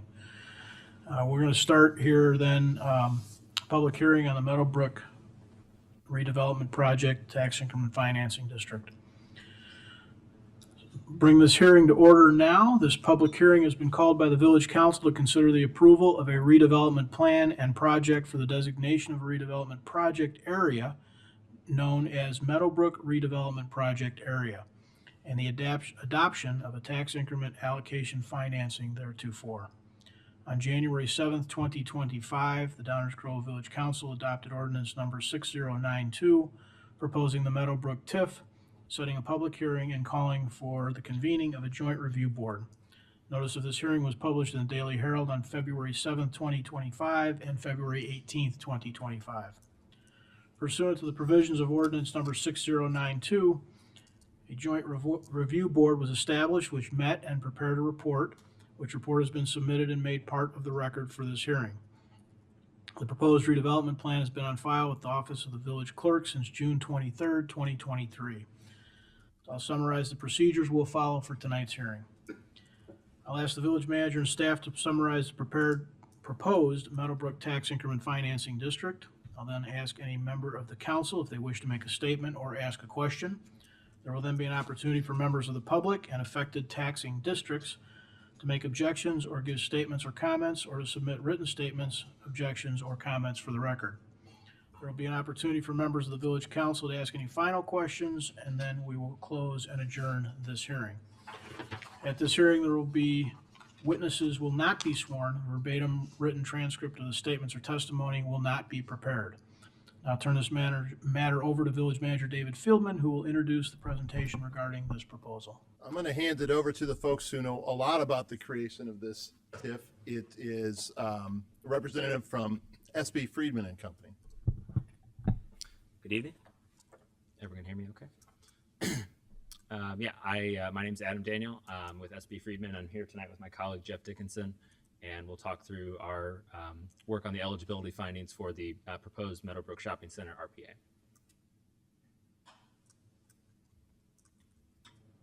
So again, my name's Adam Daniel. This is Jeff Dickinson. We're with SB Friedman. We're based out of Chicago. The proposed Meadowbrook Shopping Center RPA is located near the intersection of 63rd Street and Woodward Avenue. It consists of 4 improved parcels, 4 buildings on those parcels, and approximately 23 acres. Current land use is primarily commercial, and additionally rights-of-way and parking lot there today. Let's get into the eligibility. The Illinois TIF Act outlines 2 paths to eligibility for a TIF, either determination as a blighted area or as a conservation area. The blighted area necessitating 5 of 13 possible factors listed at the bottom there. Conservation area being just 3 of those factors if at least 50% of the buildings are 35 years of age or older. On June 20th, 2023, excuse me, the Village Council adopted an inducement resolution which allowed the redevelopment of Meadowbrook Shopping Center to proceed and eligible costs to incur pending the possible approval and consideration of a TIF district and RDA. SB Friedman's research and methodology for this involved evaluating several different data sources, including parcel data from DuPage County. We conducted field work, as well as building age and building permit data, correspondence with the village and with the property owner, review of the village's comprehensive plan, and other assessment to map and assess these eligibility factors. SB Friedman determined that the proposed RPA qualifies as a conservation area, that being that all 4 of the primary structures are 35 years of age or older, and that 6 of the 13 eligibility factors are present to a meaningful extent and reasonably distributed. Those being obsolescence, deterioration, presence of structures below minimum code standards, excessive vacancies, inadequate utilities, and a lack of growth in equalized assessed value. I'll hit the highlights of these factors in the next couple slides here. The first being obsolescence, which is defined in the Illinois TIF Act as the presence of structures that are either become ill-suited for their original use or are in the process of falling into disuse. SB Friedman looked at other modern successful commercial buildings in the area, specifically along 63rd Street, which are primarily parallel to and highly visible from the major commercial corridor, whereas the Meadowbrook Shopping Center has a number of commercial stalls that do not meet those factors and contribute to excessive vacancies at the site. For deterioration, again, SB Friedman conducted field work throughout the proposed Meadowbrook Shopping Center and found common forms of deterioration, including crumbling parking lots, so-called alligatoring of pavement cracks, cracked roads and sidewalks, and structural damage to the buildings, including water damage, broken gutters, and light fixtures. The presence of structures below minimum code standards. SB Friedman looked at the village's current building code, the International Building Code 2015, with some amendments. While the buildings in the proposed RPA were primarily constructed more than 35 years ago, though they may be grandfathered in, there's not been a sufficient level of investment to bring them up to modern code standards. Excessive vacancies. At the time of the analysis in the spring of 2023, the proposed RPA had a vacancy rate of approximately 40% in comparison to other shopping centers in the area that were around 3 or 6%, so significantly higher. Inadequate utilities, which are maybe, as defined by the Act, may be of insufficient capacity to serve the uses in the RPA or are lacking. The buildings in the RPA were constructed prior to modern stormwater ordinances. Again, this is 35 or more years ago. And in discussions with the village and with ownership, there was indication that there's no stormwater management systems existing on site other than some sewer pipes that are underground, but a high degree of impervious surfaces on the site, mostly surface parking lots and the structures without detention or retention facilities. And finally, looking at the equalized assessed value growth of the property or lack of growth.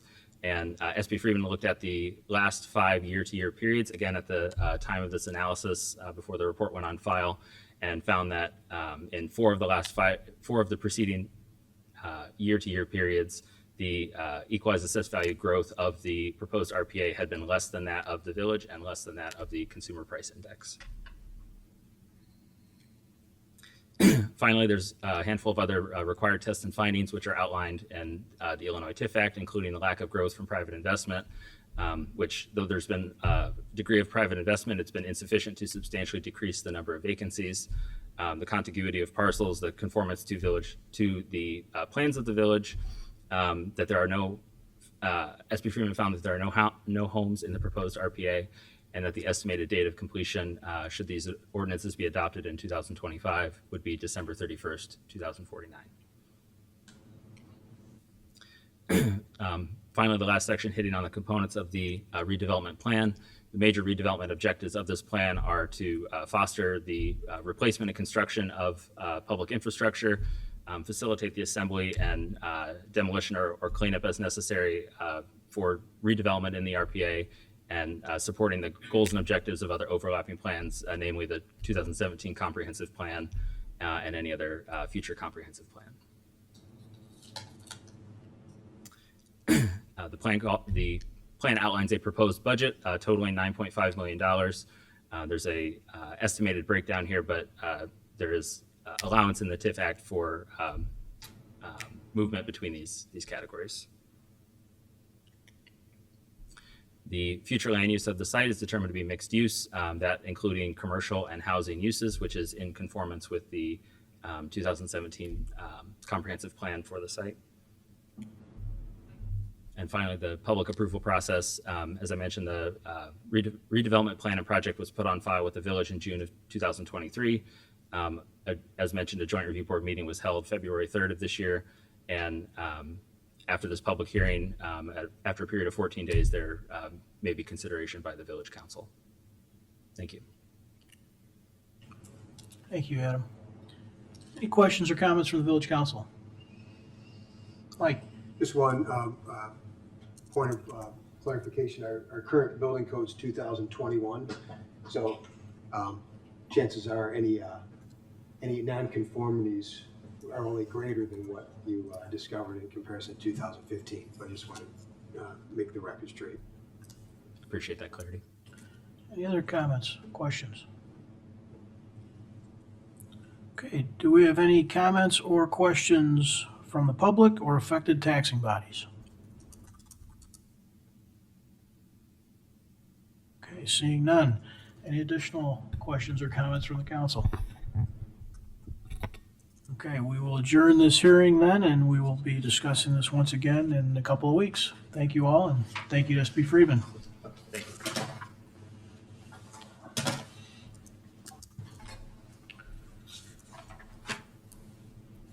Item 10 on our agenda tonight is attorney's report. Enza, do you have anything for us? I do, Mayor. I have two items tonight to present. The first is an ordinance rezoning certain property located at 826 Warren Avenue, and the second is an ordinance authorizing a special use for 826 and 830 Warren Avenue to permit the construction of a 20-unit apartment building. Both will be on next week's active agenda.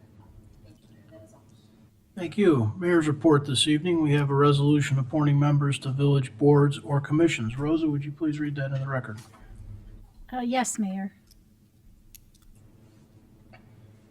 A resolution appointing members to village boards and commissions, whereas the village of Downers Grove is a home rule unit of local government pursuant to Section 6 of Article 7 of the Constitution of the State of Illinois, and has the authority to exercise any power and perform any function pertaining to its government and affairs. And whereas subject to section, a home rule unit may exercise any power and perform and function pertaining to its government and affairs for the protection of the public health, safety, morals, and welfare. And whereas pursuant to section 2.53 of the Downers Grove Municipal Code, the Village Council of the Village of Downers Grove has the authority to appoint members to the Library Board of Trustees. And whereas on September 3rd of 2019, the Village Council passed Resolution 2019-61 appointing Bernali Kuntia to the Library Board of Trustees for a 6-year term expiring August 31st of 2025. And whereas in order to maintain proper staggered terms of the members of the Library Board of Trustees, Kuntia should have been appointed to fill a vacant term expiring August 31st, 2020, and then again to a 6-year term expiring August 31st of 2026. And whereas on February 18th of 2025, the Village Council passed Resolution 2025-21 entitled A Resolution Establishing a Joint Ad Hoc Committee of the Downers Grove Village Council and the Downers Grove Library Board of Trustees, and appointing Kuntia as a member of said Joint Ad Hoc Committee. And whereas pursuant to the terms of Resolution 2025-21, the Joint Ad Hoc Committee shall submit a report to the Village Council no later than September 30th of 2025, and further the Joint Ad Hoc Committee shall automatically dissolve on October 31st of 2025 unless otherwise extended by the Village Council. And whereas on March 17th of 2009, the Village Council passed Resolution 2009-33 entitled A Resolution Establishing an Amended Village Council Policy Regarding Appointments to Boards and Commissions. And whereas Section 4G of the policy is generally intended to avoid the appointments to boards and commissions between December 1st and May 15th during years of a municipal election, and further provides that the Village Council may within its sole discretion choose to appoint a member during this time frame if extenuating circumstances exist. And whereas Section 6 of the policy further provides that the Village Council may, at its sole discretion and at any time, waive, modify, or ignore any provision of the policy whenever the Village Council believes that such action is in the best interest of the village. And whereas the Village Council has determined that in order to correct the clerical error and to maintain the proper staggered terms of the Library Board of Trustees, and in order to ensure Kuntia's service during the duration of the Joint Ad Hoc Committee, that is in the best interest of the village to appoint Kuntia to the Library Board of Trustees for a one-year term expiring August 31st of 2026. Now therefore be it resolved that the Village Council of the Village of Downers Grove does hereby make the following appointment. Section 1, appointment. Library Board of Trustees. Appoint Bernali Kuntia to a one-year term expiring August 31st of 2026. Section 2, general provisions. A, all resolutions or parts of resolutions in conflict with the provisions of this resolution are hereby repealed. And B, this resolution shall be in full force and effect from and after its passage and publication. That is all. Thank you, Rosa. Is there a motion concerning the resolution? Mayor, I move that the council adopt the resolution as presented. Second. Any comments or questions from the council on the resolution? Rosa, would you please call the roll? Commissioner Jose? Aye. Commissioner Sadowski-Fugit? Aye. Commissioner Davenport? Aye. Commissioner Tully? Aye. Commissioner Glover? Aye. Commissioner Gilmartin? Aye. Mayor Barnett? Aye, that passes unanimously. Thank you to Barnali for her service. Next up are council member reports. This is item 12 on your agenda. This is an opportunity for council members to report out on goings-on in the community, the things they think we should know about, and other groups that they may be working with want to inform us about. Martin, let's start with you. Thank you, Mayor. Very short one tonight. We have a lot left to do, so I'm simply going to say that there's in fact only 107 days left until Rotary Grow Fest. Thank you. Chris. I just want to remind everybody, we do have an election coming up. Early voting starts March 17th. The polling places here at Village Hall and the Rec Center. You can also vote by mail, and Election Day is Tuesday, April 1st. Thank you, Mayor. Correct. No report, Mayor. Thank you. Mike. Yeah, about a week ago or so, most people are aware, we had two loss of life situations by the train tracks here in Downers Grove. One in an evening, one the following morning. And I can't thank our first responders enough for the great work that they do, knowing that some of those first responders were at both incidents, and I can't imagine having the ability to deal with that. And I'm just in such awe of the great work that our folks do, and it's a difficult time for all those involved, and I just want to make sure that we acknowledge that. So, thank you, Mayor. Thank you, Mike. Danny. No report, Mayor. Thank you. Leslie. Speaking of the Joint Ad Hoc Committee, we are hopefully planning on having our first meeting on March 13th at 7 p.m. So mark your calendars, barring any issues. And I also want to throw out that the Grow Foundation is going to have our annual Passport to Dining on April 23rd. So stay tuned for more information about that. That is all, Mayor. Thank you. Thank you. Item 13 is our manager's report. Dave, we're going to do some more guiding DG stuff, yeah? That's correct, Mayor. We'll start by talking about the Main Street Train Station Plaza designs. It's part of our Downtown Streetscapes initiative in Guiding DG. And then after that, we'll move on to further discussion of our environmental sustainability plan. Regarding the Downtown Streetscapes plan, and before I turn it over to Stan, I want to update the council and the community about the 2025 and 2026 priority projects for the downtown streetscape improvements. The council will remember that at your February 4th meeting, you directed staff to proceed with the construction of a new mid-block pedestrian crosswalk adjacent to the cemetery and several new landscaping areas throughout the downtown. These projects were planned to be constructed later this year. However, at the February 11th meeting, the council discussed the 5 planned flexible amenity areas. And during that discussion, it appeared that the construction of these flexible amenity areas was the council's top priority. Therefore, staff will be working with Hitchcock Design Group to design these flexible amenity areas as soon as possible, and then proceed with construction, which is tentatively scheduled to start in early 2026. This schedule will minimize the disruption to outdoor dining activities, consistent with the direction provided by the council. The $1.25 million included in this year's FY25 budget for streetscape improvements will be used for the design and future construction of these 5 flexible amenity areas. So, unless we hear otherwise from the council, staff will proceed with this construction plan as noted. Thank you, Dave. And with that, I will hand it over to Stan, who will start the discussion of the Main Street Train Station Plaza designs. Thank you, Manager Fieldman. Good evening, Mayor and Council again tonight. So we got a couple of things on the agenda tonight. We'll review the plaza designs and then talk a little bit about next steps. So you'll see our schedule coming up. We're wrapping some things up here, hopefully within the next month or so. Tonight, we're going to be talking about some downtown streetscapes and the environmental sustainability plan here in a little bit. And we're hoping to wrap up the active transportation plan and these 2 plans we're talking about tonight in April. With regard to the plaza designs, you remember Hitchcock Design Group sort of broke up the downtown, the connection, and Fairview into these maps.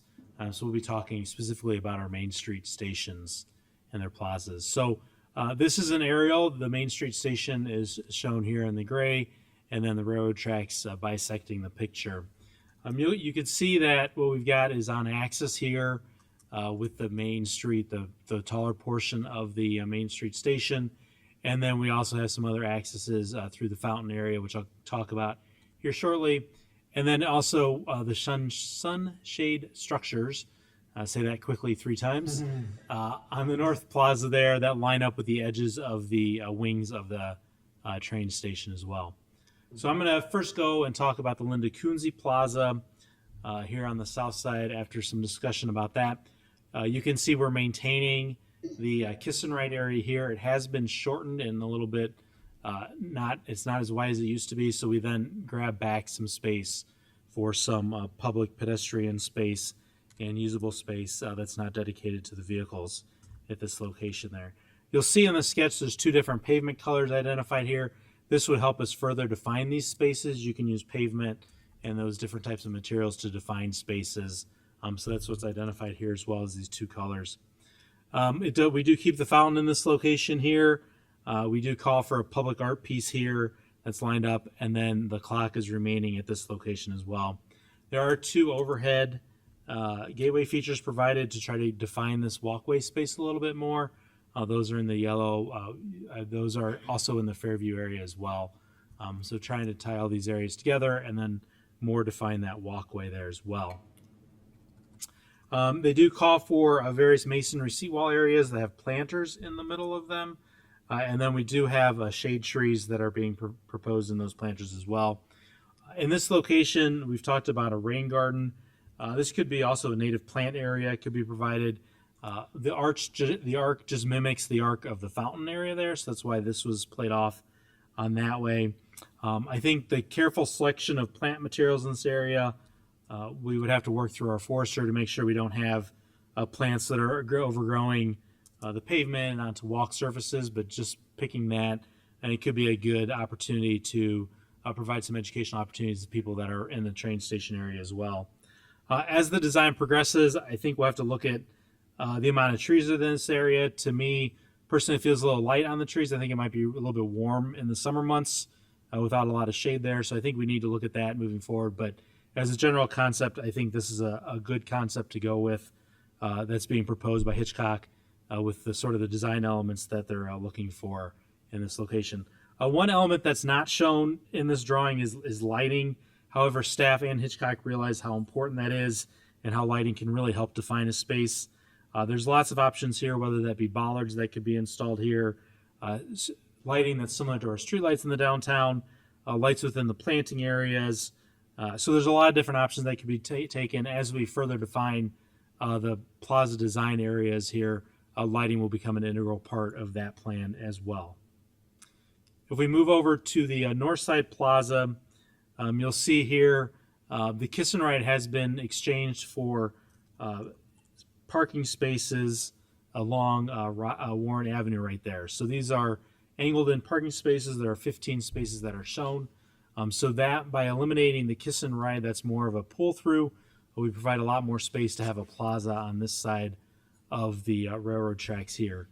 Again, you can see in here in the middle a location for public art that's centered on access with the train station across the tracks. We have two solar canopy sunshade structures over some bike racks that are provided in this location.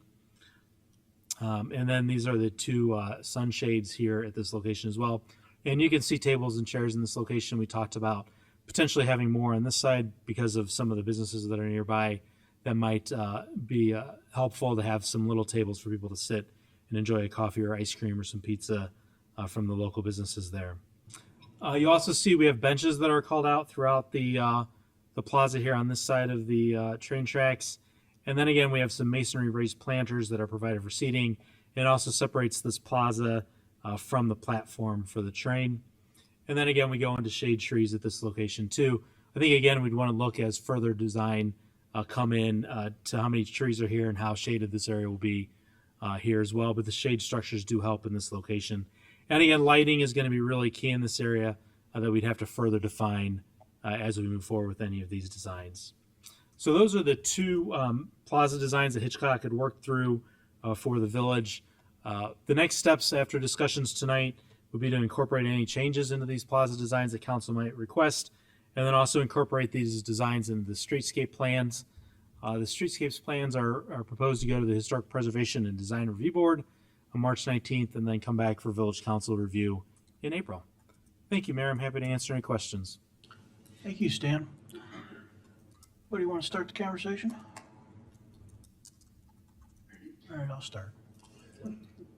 I think it's great. I mean, what we're talking about here is obviously at this point still cartoons, but it's the right elements, I think, and the right spaces and the right, trying to create the right kind of a feel. It's like we were talking about on some other subjects, you're probably not going to hit everybody's perfect on this. I've got things I wish were a little different, but I think it captures what it was that we were all talking about trying to accomplish, and I'm excited for you guys to keep moving forward on it. Leslie? Yeah, I agree. I'm incredibly happy with both of these designs. As I always do, will hope that all of our planting beds and rain gardens are native plants. It would be great to partner with whether it be the Conservation Foundation or even local gardening groups or whatever it may be to provide even some education for the public about, you know, what some of these gardens could look like for them. As we start to do our sustainability plan, that would be a wonderful way to kind of, as we're going to talk about in terms of our pledge, to encourage some of that behavior. So again, this would be a great opportunity to talk about some of those options. Obviously love the incorporating the public art. That's something that we've talked about a lot, and this is a wonderful opportunity to do that as well. Very happy that we are keeping the drop off on the south side for the train. I know that's something that we talked about a lot, so I'm happy to see that that is still there. I think it's beneficial to have those seating areas on the north side, knowing that we have some of those businesses, you know, whether it be whether coffee or, you know, getting a slice of pizza or ice cream every day's a Sunday up there. It'll be nice to have some seating on that north side. And then something that I know we talked about on our one-on-ones for those parking spaces on the north side, just making sure that particularly during those busy times that we really do have enforcement for those 15-minute spots. That's going to be really key, knowing that it's not going to be like the south end where it's going to be more like the drop off, knowing that it will be parking. We're just going to want to make sure that we're enforcing in those key times. But I'm thrilled with it and happy to see it move forward. That's it. Thank you, Mayor. Thank you. Danny? Yeah, I generally like everything here. I guess I would just like to add and see if there's any interest from my colleagues. Thanks to a question that Commissioner Gilmartin asked a couple weeks ago, I was thinking if there's a better way to activate the space inside the train station. We've had a few places come and go inside there in spaces that we have leased to these folks. They're currently vacant, and as a part of this project, maybe we could incorporate some additional investment inside the train station to lure something that might be a little more permanent and an attraction to the train station versus the continual revolving door that we've had there. So I guess I just wanted to see if anybody else had any interest in at least starting that conversation. Sorry, I don't know if that's completely off. No, that's what we're here for, to have these conversations. We've had similar things when we talked about flexible use spaces. Leslie, you've already gone. You got any thoughts on that, reaction to that? I mean, obviously I would be interested in seeing what we could do. I don't know what that would be, but yeah, I would love to see something more permanent there.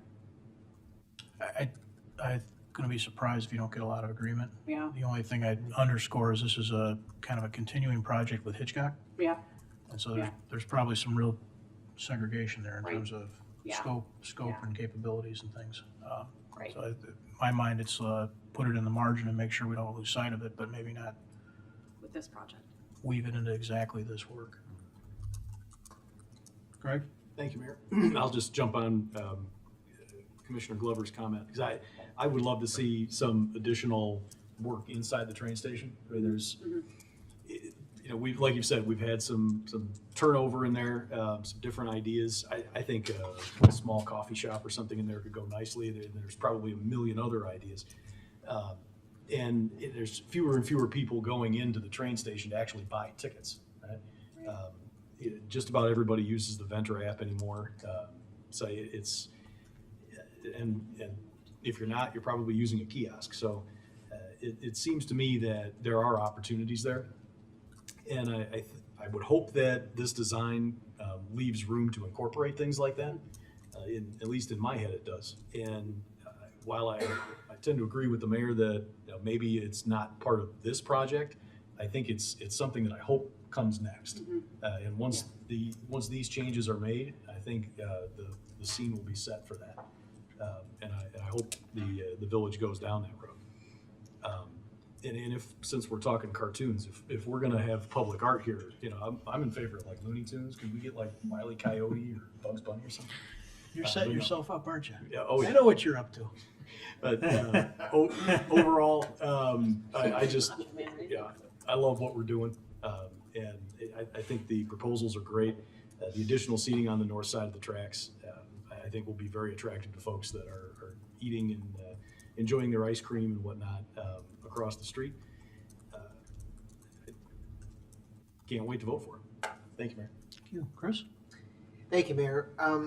Yeah, I think on the north side, I like everything about this. I think on the north side, you mentioned sort of number of trees that's maybe still in question. There were some additional sketches that had more trees that I thought were great, and for lots of reasons, but not least of which, I think it is a branding exercise. We are Downers Grove, and that is the side of the train where people aren't blocked by the train station to see the plaza. I think having a grove of trees there would be great for lots of reasons, not least of which that one. I think the lighting is a great idea. I think uplighting on the trees personally is something that looks amazing in my view, so I would add that. And I just have to say, Commissioner, I'm a little disappointed in the guy who has probably the best Christmas sweater I've ever seen. Right? You didn't suggest that one of these is the Randy Macho Man Savage statue. Right? You know, I don't want to use up all of it. Fair enough. I would like to know which side of the tracks that's going on. Thank you, Mayor. Anyone It also else? kind of fits in Randall Park. The ends, you know. bookends, Martin? Sure, I'll go ahead. I'll try to be brief. Nice job. Nice job. Nice job on a number of counts. Number one, I think the word balance was used. I think you struck the right balance of what you heard up here from the council in terms of this, that, or otherwise. I think it's a nice balance, so well done. I think it's a nice balance of attention, which is something I know for many years folks have been saying that we pay too much attention to the south side of the tracks, unlike south of 63rd Street. Too much attention to the south side of the tracks and not enough attention to the north side of the tracks. So I think this is a very nice amenity for the north side. It helps with businesses and the continued development, some of which we talked about tonight, that are north of the tracks and the north side of the train station, yet still maintain some of the other commuter-centric things that we will still have on the south side. The south side yet continues to be its traditional self, but enhanced aesthetically. So I like the balance between tradition and progress. Where have you heard that before? Anyone? Okay. And I also think it serves as the improvements on the north side of the train station plaza serve as a nice anchor for what we've been talking about with the Fairview focus area. Because if you're going to take that walk, where do you end up? Some would say you want to keep going all the way to even further, but I think it's a nice anchor. So I overall, I'm very pleased with it. There's a lot of little things that we can do here in terms of the kind of detail we talked about earlier with signage. I realize this is a more conceptual, but I think it strikes a really nice balance. I think it's proportional, and it'll be a nice amenity for our wonderful downtown. In terms of the use of internal space, I agree, a great idea, although nothing unique to this project. We've been talking for years about what we can be doing with that internal space and its property to be leased. So that's kind of always been our prerogative to do something more with it if we choose. So I don't think we need to do anything that's tied to this project per se, but who said it? Maybe it was the mayor, maybe it was somebody else. I'm sure betting there's gonna be a heightened degree of interest in doing something in there after all these improvements go in. So that wave of interest, I think, certainly can be captured. And if there's an interest in, I don't know, some private entity maybe proposing to do something in the train station with all this coming, that might be something I think we would greet with open arms. But ultimately, that's something that we can do anytime we want. Thank you. I'll just start right there. I mean, I agree. Great suggestion. What's being proposed, I think, just makes the possibilities more versus less. Right? I think this is, makes those sort of potential improvements more viable. So there's nothing about what's being proposed that would, I think, limit that further development of the train station itself. So I think that's good, as I always love options. I think Mayor and Commissioner Tully, the balance, not getting everything we want, but I think that's, we are in a great spot compared to where we were, I think, when we started this conversation. So kudos to the staff for and Hitchcock for helping get us to this point. I guess I know I'm maybe the lone ranger on this one, but I have concerns about the fountain going forward and the cost to keep it and what it's going to take to bring it into compliance. But I know our staff will do their best there. Look at those options, and because that's a piece of this for me, honestly. There's a cost. There's a point at which the cost of it doesn't make sense, right? So I don't know what that is, and I'm not sure what needs to be done other than just understanding that the rules and regulations regarding that, how we improve or take care of that has changed from when it was built, for sure. I'm a little concerned about those gateway sort of structures there at either end of Linda Kudzi Plaza. the aesthetic of that and how it works with the train station is really important. So I don't want it to be cartoonish. I don't want it to be something different. I want it really to be complementary. Along on the north side, I don't want to repeat all the wonderful things my fellow commissioners have already said. I'm broadly in support. Some concern over the parking spots and the backing in and out of in proximity to the corner, and safety for traffic turning, making a right turn going north from Maine. So I know that we'll apply all the standards that we normally do, and so I just want to put that out there, because I was someone in favor of maybe trying to maintain a little bit of drop-off zone. So I recognize I'm in the minority on that as well, but I'd feel better about it if all that parking could shift a little bit further to the right, is basically what I'm saying. So otherwise, great job, excited. I love where we're at. Thank you. Chris, go ahead. Yeah, one more thing on the south side, if you would. The natural grass half circle there, I don't know, based on scale, the distance between someone getting out of their car and that planter, I'll call it, both from just an opening door, I'm sure it's going to clear an opening door, but also just getting and traversing to where they need to go. I would just want to make sure that there's enough flow, pedestrian flow, that allows people to get. I know they're not likely going into the station, maybe headed to the tracks, but it doesn't feel like this maze to get through. Sure, yeah, we could take that into account. I know when Hitchcock did it, we made sure that conceptually and dimension wise, it was enough to get somebody to be able to walk through there. And just looking at it, it's probably a little bit less than the width of that car stall parking space there. 7 feet. So it's probably 6 or 7 feet in there is what I'm guessing. So an open Just door roughly. is 2.5 feet. 2.5 feet, so and you should then- have some space to walk through there. Okay. But we will make sure to take your comment into consideration when this moves forward, to make sure we got people getting to where they need to be. Thank you. I'll add 2 things. One is if for some reason on the north side there's some big change of heart or stuff doesn't look right, I agree with Mike on that. My preference would have been some sort of different treatment of the parking that was more akin to what's there now or what's on the south side. So just make that note. But importantly, I think my understanding is as it relates to design, whether it's the shade structures or the signage or the gateway things, the intention is to really try and integrate with the train station, right? So I'm sitting here feeling like I think Hitchcock's work here and thus far that we've been engaged with, plus your team's work, Stan, if that's sort of the guiding principle, I'm not real worried about it. Chris? I'll add my voice to the pull-up and rather than the parking. I think that looking at it set up now and thinking about how cars are going to get in and out, I would welcome an alternative that was more pick up and drop off as well. Take a look at that.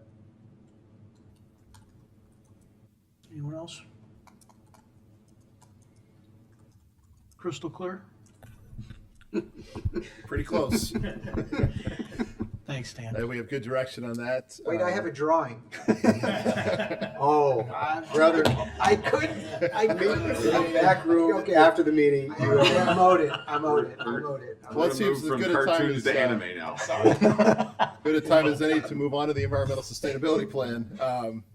We will be talking about next steps in environmental sustainability, and it is my pleasure to introduce really a staff and consultant team who've really demonstrated how to work together in a way that makes each of us better. Jason Michnick is our staff member. He's our environmental sustainability coordinator sitting right next to me. Jay Womack from GZA, the consultant, is actually joining us too remotely. I don't think he's on the screen, but he can certainly hear us and will be able to participate in the discussion as necessary. So Jason and Jay, I'll hand it over to Jason. Thanks, Manager Fieldman. Good evening, Council. It's good to be back in front of you again this evening to share a few more sections of the sustainability plan. As Dave alluded to, Jay couldn't be here. He's presenting at a conference, but you might hear his pleasant voice chime in from above throughout the presentation. So to quickly review the outline of this plan that was discussed back in September, Council back in December already reviewed and provided their feedback on 2 of the chapters, the introduction and the vision. This evening, we'll be presenting 3 of the sections: the village objectives, the community pledge, as well as the 2-year action plan, which leaves really kind of one main section, as well as kind of the executive summary and conclusion that you'll review as a final draft next month. So I'm going to start off with the village objectives section, and what I'll do is I'll move through this section and provide you some high-level key concepts and details, and then I will pause for your feedback before moving on to the next section. So this section was organized around the same themes that you reviewed in the vision section. I will note that based on the feedback provided by council and the ECC, one of the themes has changed. That was previously transportation and transportation facilities. There wasn't a huge amount of love for that, so that's been modified to mobility, parkways, and parking to really capture the theme around active transportation, transforming parkways into natural habitat, and then reducing the environmental impact on parking. So the goal of the village objective section, again, really focusing on the village as an organization, is to align and support the key recommendations that were identified in the vision, demonstrate leadership in key concepts that support community goals. That was one of the main points of feedback that council provided last year in our workshop, as well as stating an intended direction of a specific outcome relative to the existing condition. So we did use the data that was in the existing conditions to really establish these objectives in the language. So things see a lot of verbs like increase or reduce. And then lastly, to be measurable by at least one metric. The first theme is energy. And the key concepts for the vision section and key and recommendations were carbon neutral organization, renewable energy, energy efficiency upgrades, and retrofits.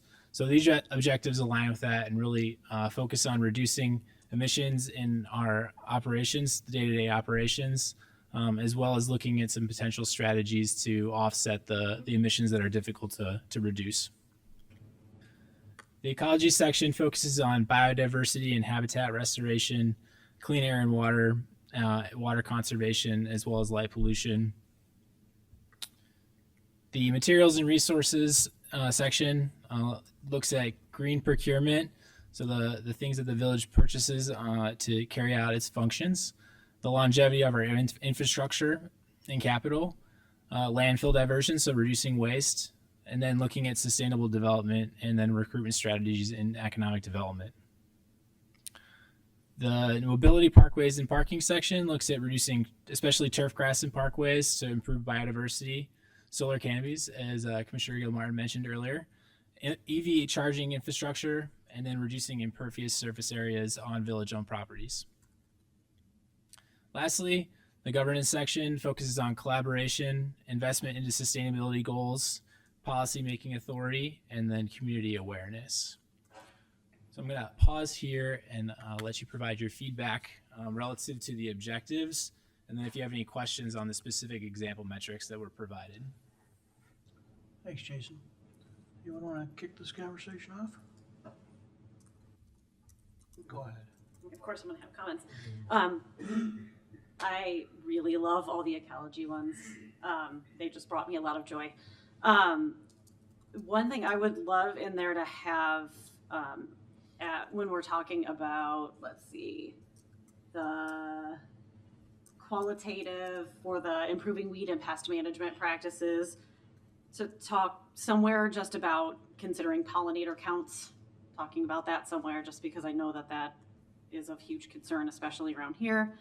I love that you incorporated chloride counts.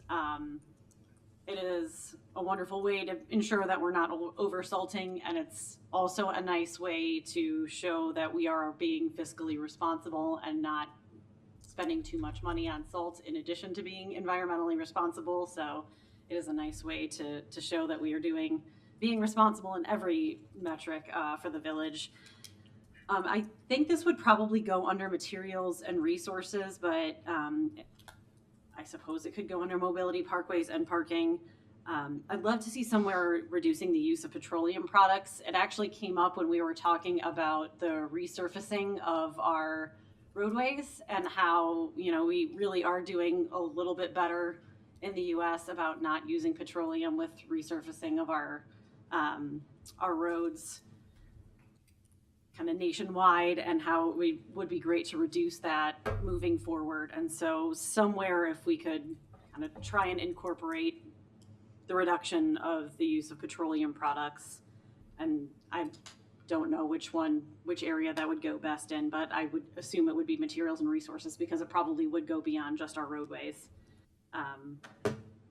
Let's see that there, and I don't know if any of my colleagues would agree with that.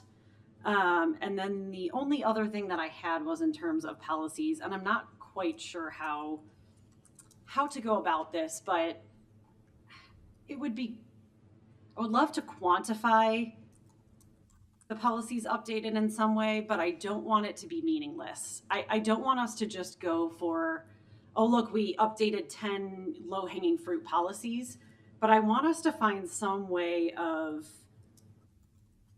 combining quantitative and qualitative data with regard to our policy updates.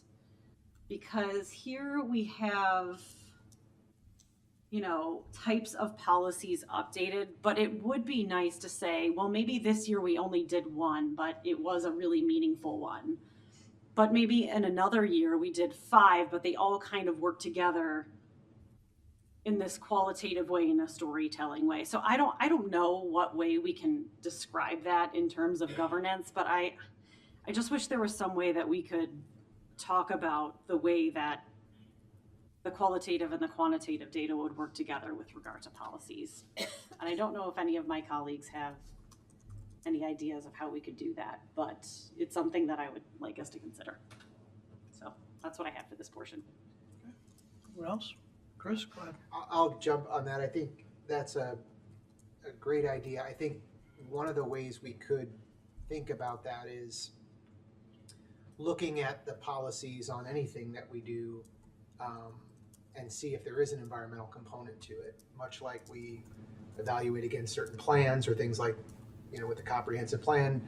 Doesn't necessarily, I think, well, I guess it could set some filter that we look at things. If there's an environmental component to this, are we considering that in the policy that we're doing, or does it match with our environmental sustainability plan, or are there opportunities? So probably tricky since there's so many different types of policies that come across the table, but maybe there are opportunities as we think about infrastructure or things that lend themselves more to environmental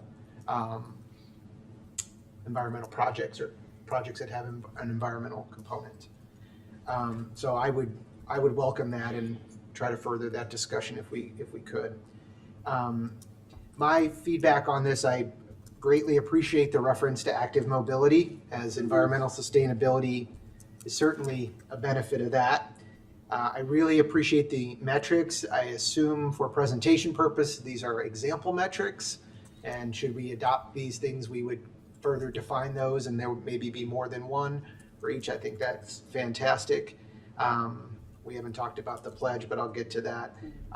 But I just like that these are very much actionable, which I think this council made a very clear sent a clear message as we discussed that. And so I think this is all fantastic, and look forward to seeing the sort of the final draft of this in action. Thank you.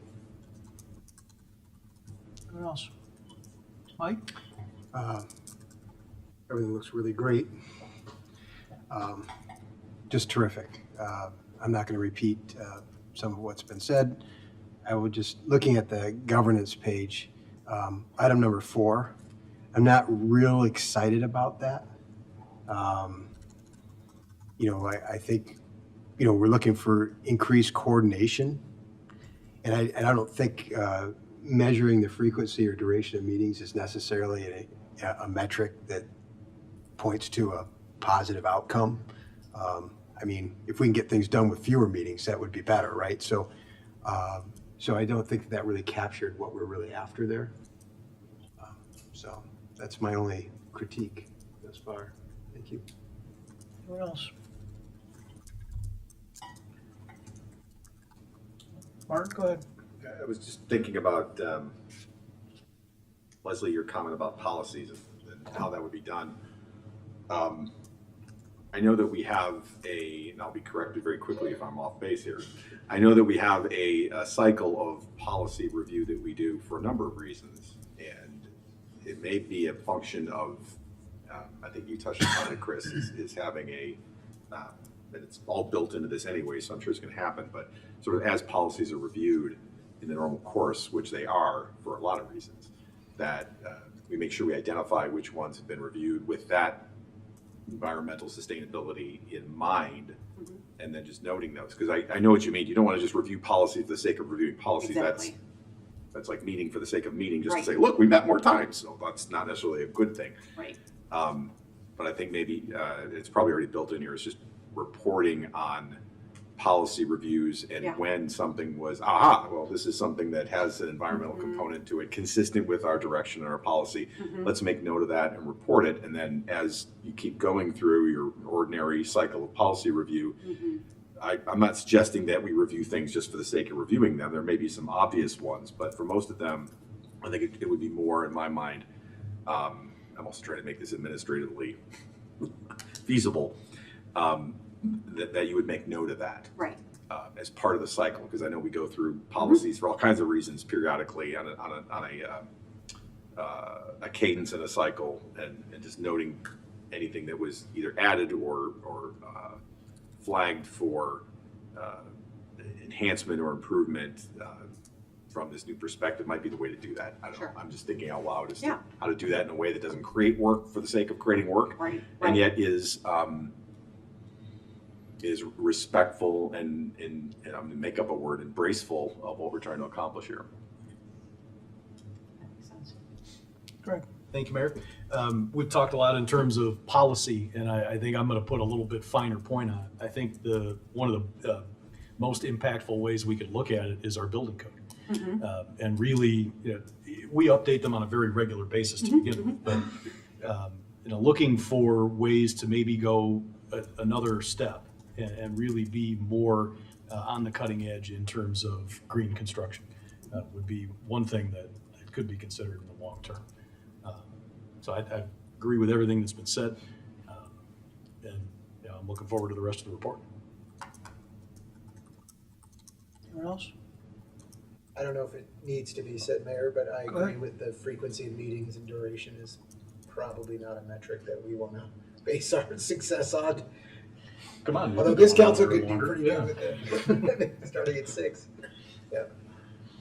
I think this is just really well done, and a couple of the things that I like about it, I'm probably jumping ahead a little bit, but it's kind of the,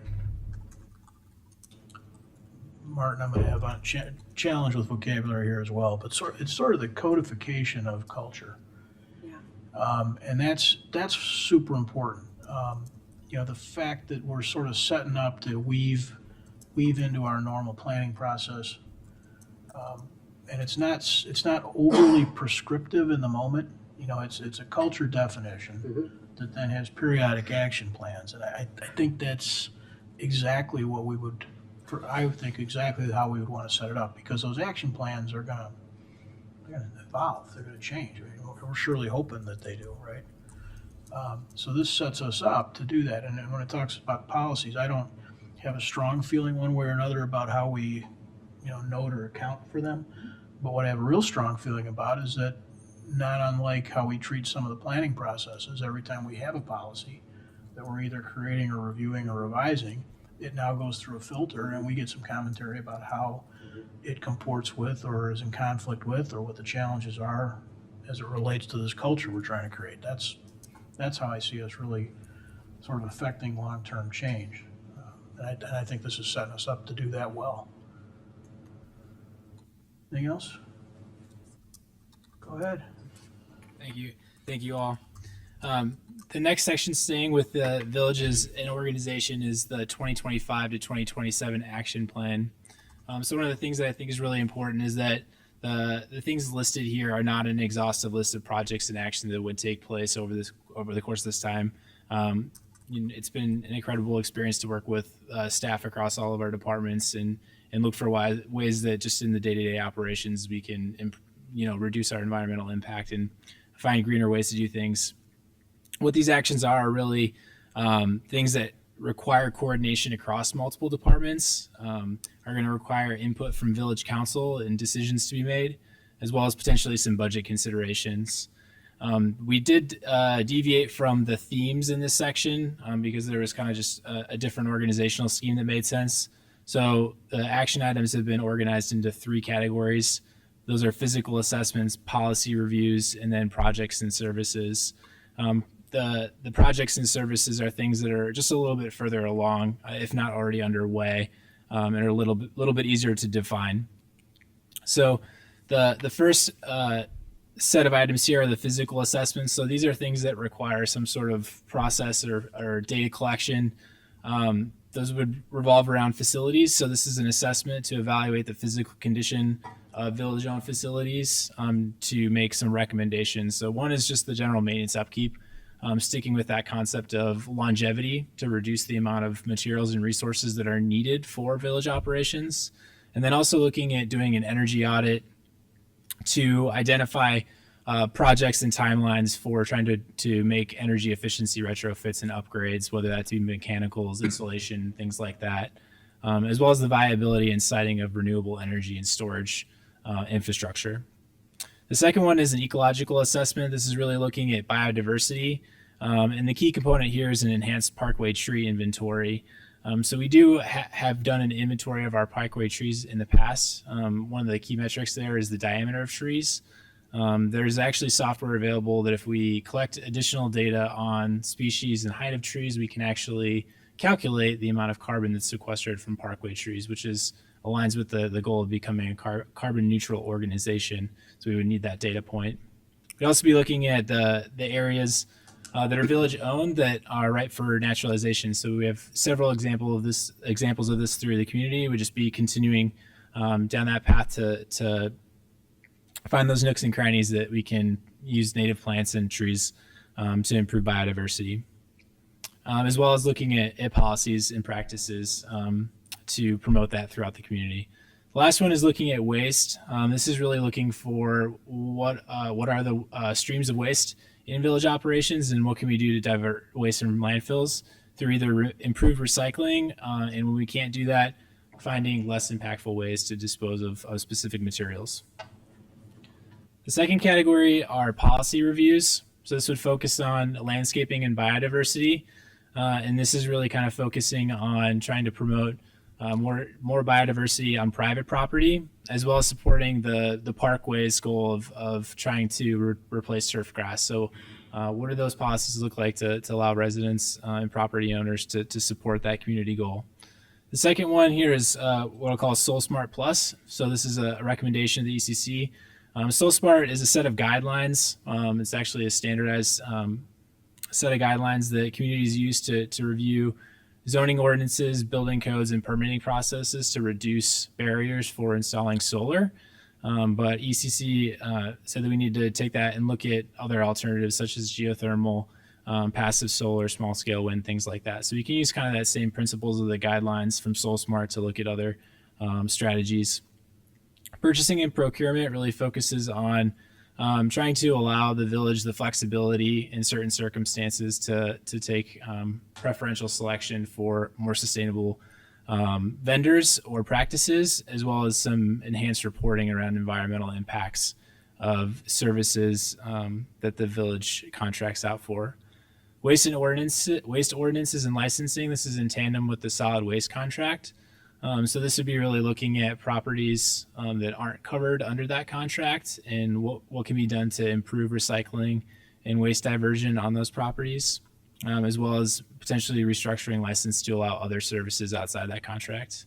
Last one is dark skies and exterior lighting. So this would evaluate existing policies and identify necessary updates to comply with another set of guidelines, which is the through Dark Sky International.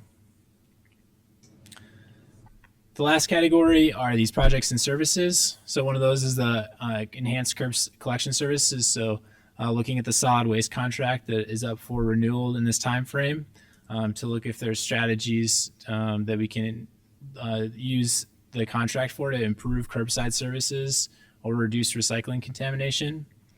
Street light replacement. This is something that council already approved this evening, so we'll get started on this, but looking at replacing existing streetlights with high efficiency and dark sky compliant fixtures.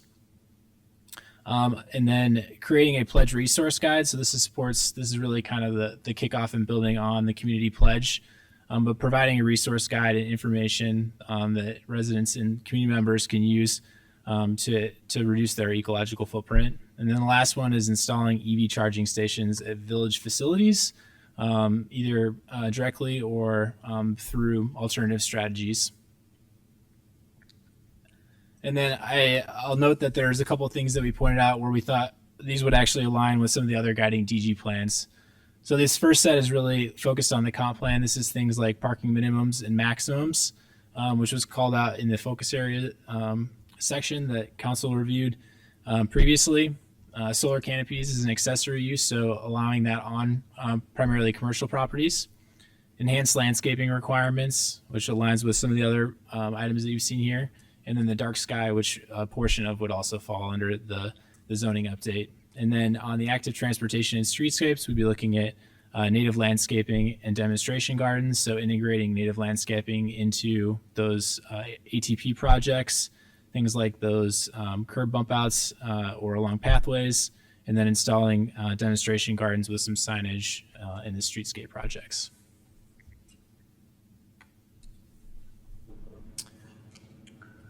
You got any thoughts or reactions to this? Mike, go ahead. Yeah, I'll start us off. Let's see. Just thinking about in general when we reference parkway trees, that's substantially what we're talking about, right? But the village has other trees that they own, not just in the parkways, right? Fire station lots and other vacant lots and things. So I want to make sure that we're really talking about all village-owned or village-controlled trees, not just those in the parkway. Maybe it doesn't need to be said, but and then when it comes to thinking about recycling, in particular when we start looking at our curbside collection services, that sort of thing. Something I'm going to be looking to is I don't know what I'm struggling for some vocabulary too tonight. Maybe verifiable recycling or something. I know that nationally,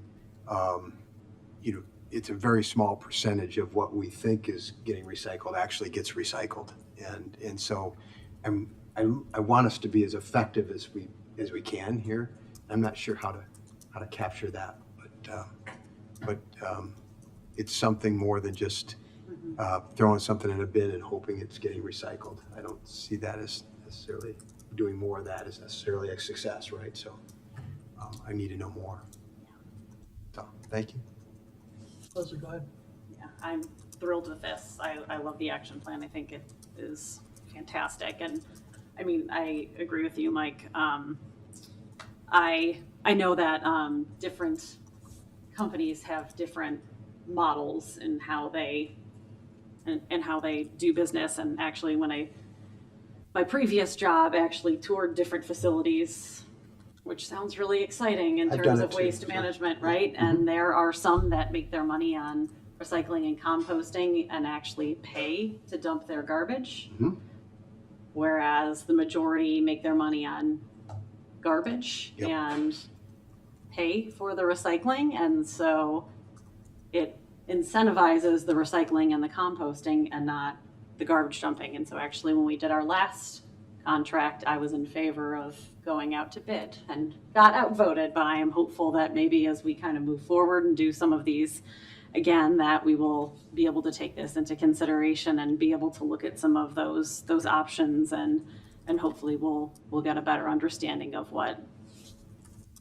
I was going to say what that landscape looks like, but boy, that would be a terrible pun. But there are different options out there, and so I think we will have some other options moving forward. So, but I love this action plan and thrilled to move forward with this.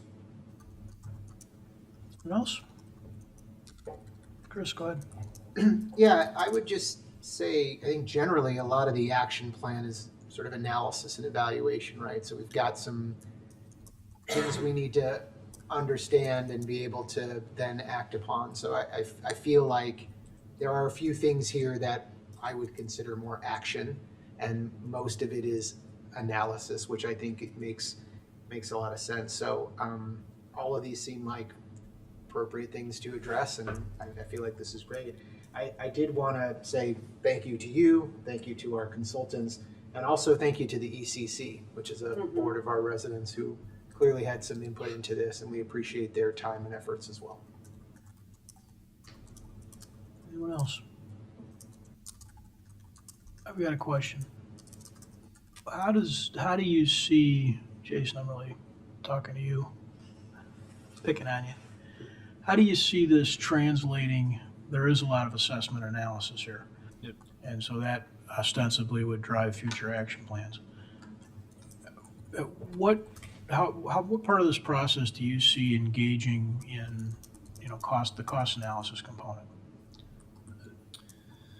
Yeah, I think the recommendations that would come out of the physical assessments are going to be really kind of more cost oriented than the policy ones. I would say that the policy reviews and potential recommendations for changes to policy are really focused on trying to effectuate change in the community, or either ease pathways or provide some incentive or disincentive around specific things. Things like our facility assessment, the recommendations that come out of that are going to go directly into our CIP and the budget discussion that happens is an outcome of that. Same thing with the ecology assessment, looking at the health of our trees and our tree planting practices are going to potentially make recommendations on either continuing the same practices or needing to enhance those practices to look at either biodiversity.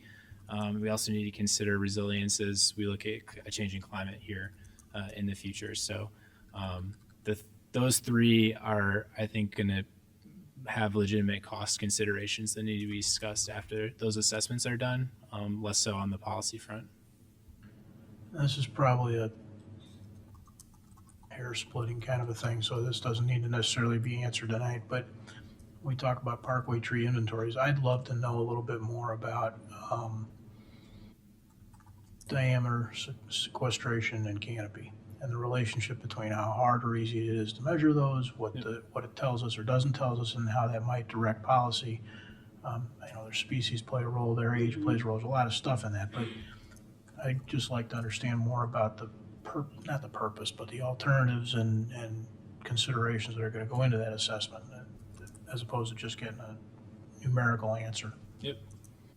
Yeah. No, I think the more robust that data set is, the more that we'll be able to tell from it, and that's the great thing of the way that the tree inventory has already been done.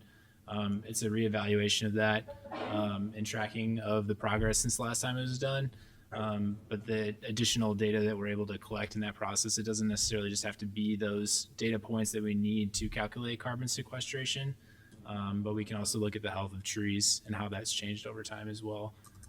But yeah, I think as we look at potentially the policies related to tree planting or ecology and diversity, the information from that assessment can tell us a lot. Chris, go ahead. Yeah, just one more question. How does our participation in the Greenest Region Compact, how did that come into play, if at all, in any of this work? Yeah, so the I think the GRC framework, because it's so comprehensive, does cover a lot of this. That is something, if you're interested, we can kind of map the objectives and the action plans in this back to the GRC framework, if that's something that you'd like to see in the final plan. Yeah, I don't know that that's necessary. Was more just, first and foremost, we have to serve our objectives and needs. But I do think we have a responsibility to report as we've joined that group. And I just would be curious as to, one, I was curious how much of that informed this work. And also, once we are doing this work, sort of what that might look like. And maybe we'll wait until we're reporting back out on that to see. Yeah, I think there's regular communication that happens through the GRC. So they have their monthly, webinars that they put on. One of the things that's also happened is stemming from that is my counterparts in other communities. So sustainability coordinators in communities across the region are starting to meet on a regular basis.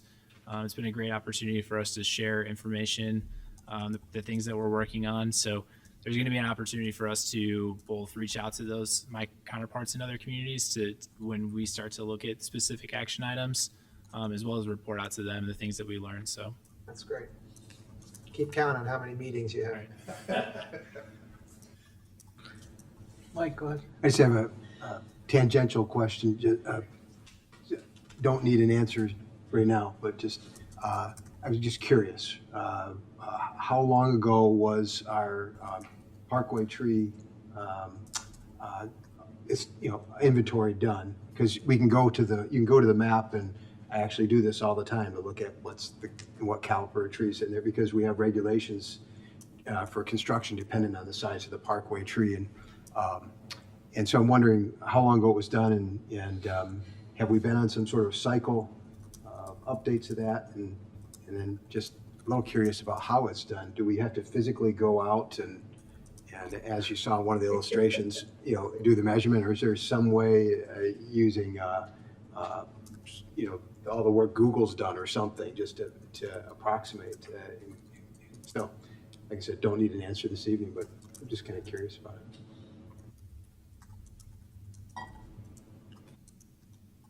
Want to continue? That's all. thank you. Go ahead. The last thing to present here is the community pledge.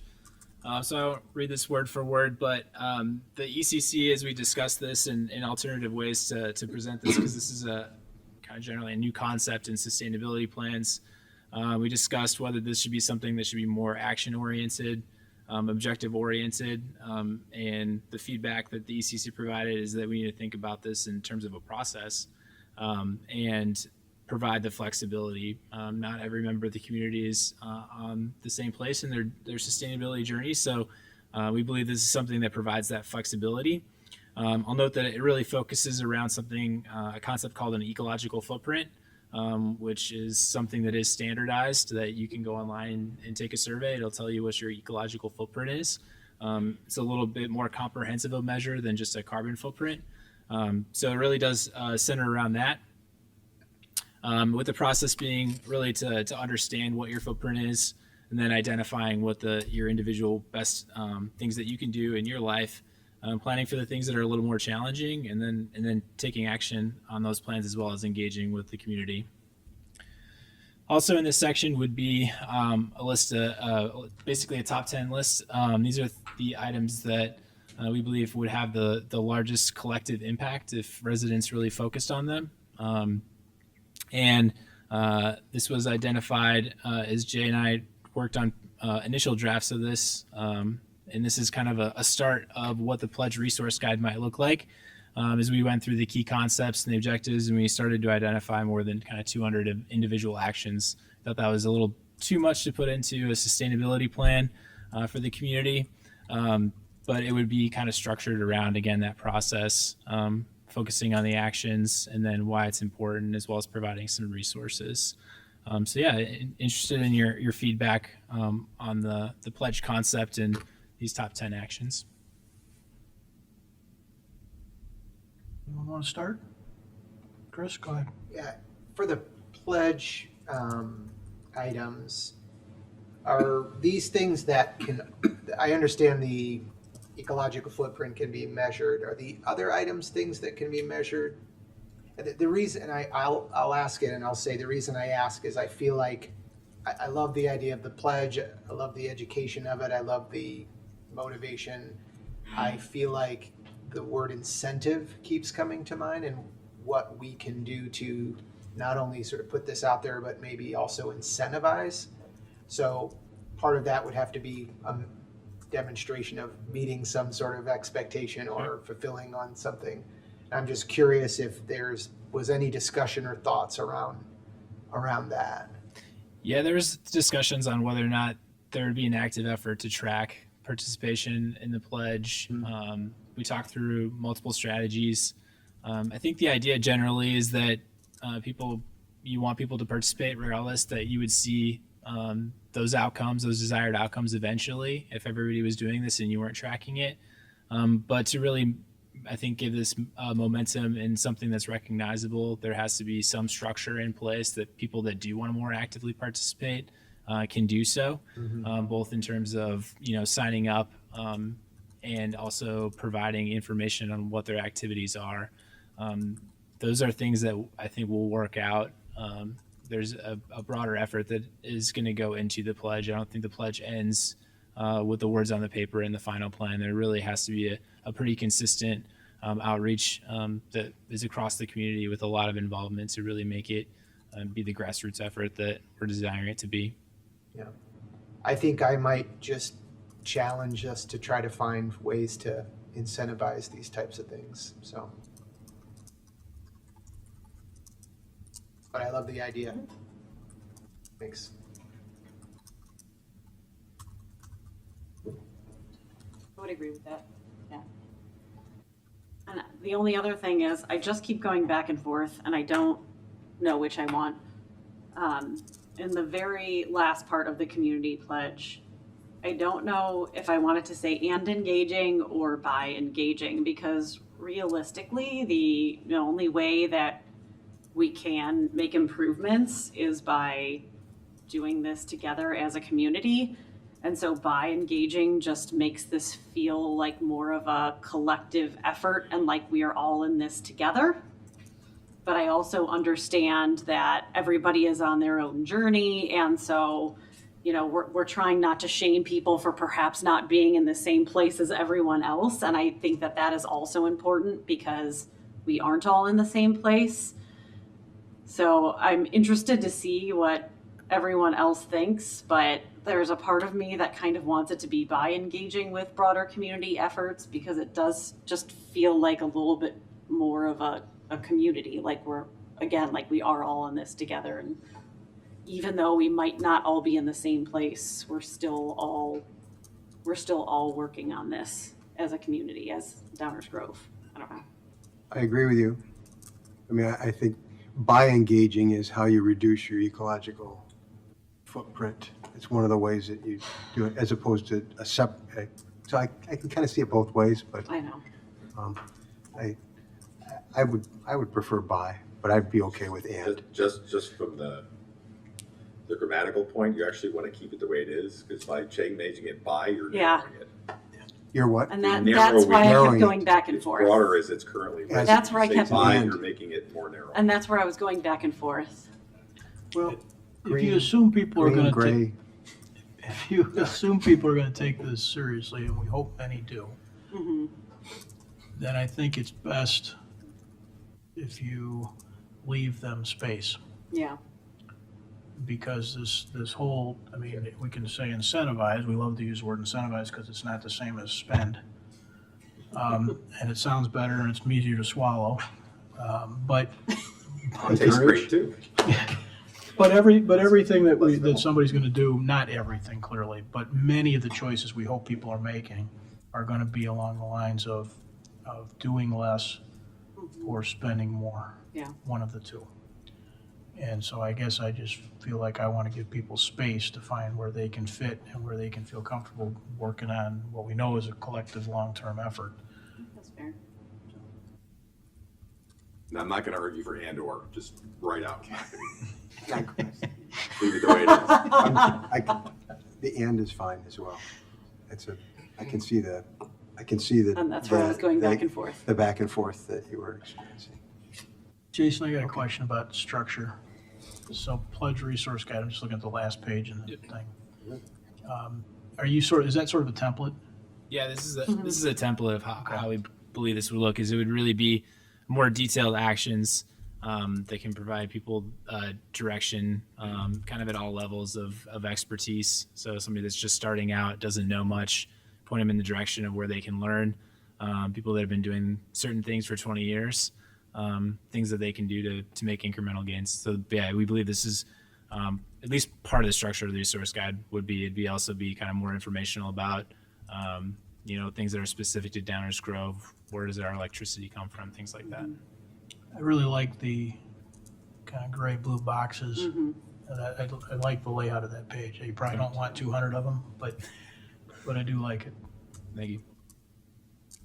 Greg? Thank you, Mayor.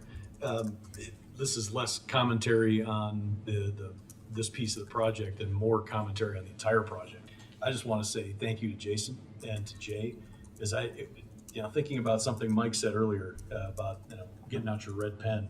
This feels like the piece of the guiding DG projects that we've used the red pen on the least, and I think I think that says a lot. Yeah. Agreed. You put together some really great products. Thank you. Yeah. Love the way it's going. I appreciate that, and thank you, Jay. Has been incredible, and just an absolute wealth of knowledge and all the experience that he has to share with us, and as well as staff. Staff played a huge role in helping develop these sections specifically. So thanks to them as well. Red ink is not something you want to have too much of, so I appreciate the conservation on using it. What time is it? All right, anything else? All right, thank you, guys. Since we wrap up the manager's report here tonight, somebody was asking, Commissioner Davenport was asking about tree inventories. We have an urban forestry manual online. There's a whole section on tree inspections and surveys, so check it out if you're interested in it. I'll describe our inventories as ongoing and integrated into our asset management and mapping systems. It's actually a fascinating read if you're into this kind of stuff. Yeah. So take a look at our urban forestry manual on our village website. And with that ends our manager's report tonight. Thank you, Dave. We are going to end up in executive session, but we've just done some couple of guiding DG things, so we'd welcome some additional comments from the audience on what they just heard, if they have them. Thank you, Mayor. I want to start out by kind of thanking you all for going down this road on the sustainability plan to Jason and staff. They worked tirelessly on putting things together. It's been great to see. I couldn't be more supportive of the whole process. Just a couple of quick thoughts in the interest of time. When you talk about improvements in efficiencies and purchasing, could we include other public entities? I'd love to see, if we go to an electrified fleet, I see school district vehicles moving around, park district vehicles moving around. Is there an economy of scale in working with them? A lot of questions about street trees and the parkway trees. I would like to see even more discussion of the village's tree canopy, and I know the mayor mentioned that. Maybe 1 in 5 to 1 in 7 of the trees in our community are on public land. So we gain a lot of benefit from those private trees, and it's a large area that could be improved upon. And the final step here, thoughts, is on the pledge. The pledge is really a self-reporting process, and the ability, as it's kind of been alluded to, is allowing folks to grow year to year and annually. So I hope that can be a significant part of it. But again, thank you for all your support and what's being done. And to Jason, thank you. Thank you.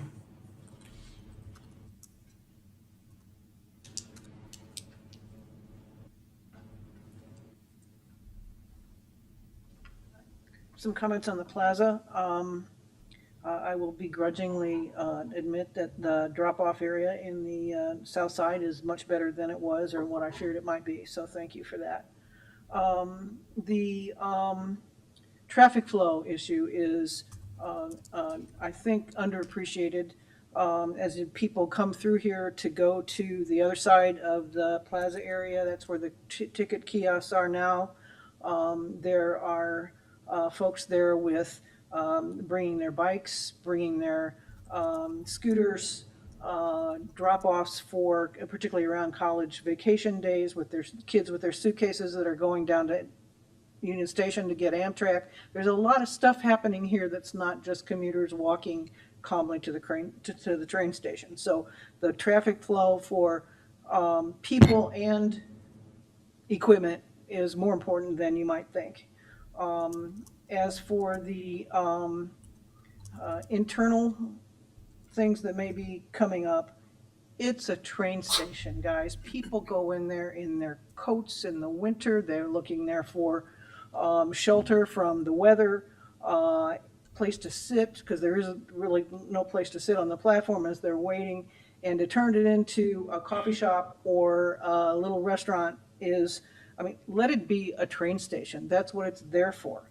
Also, I mean, we do have a homeless population. That's where that's a different topic, but that's where they congregate. So whatever you're doing with this plaza, that's an issue that is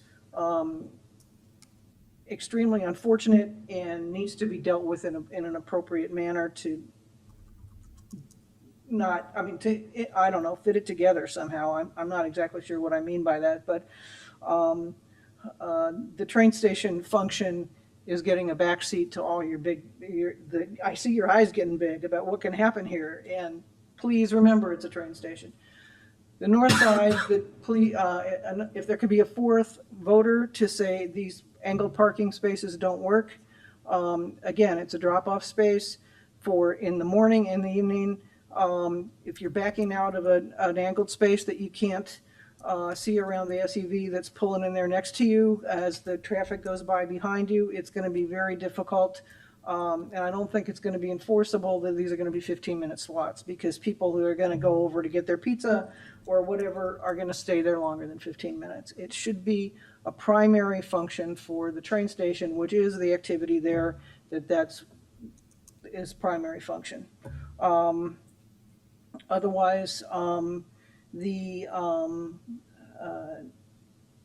plan is less busy than it was before, and I think that's good. And the north side, by the way, I know you took out the little kiosk that was there. It was very nice to have it there when it was raining out and I was waiting for my ride. There's no place on the north side to be out of the weather if you're dropped off and you're waiting for your Uber or what have you. So again, focus on the train station function and less on the places to be functions.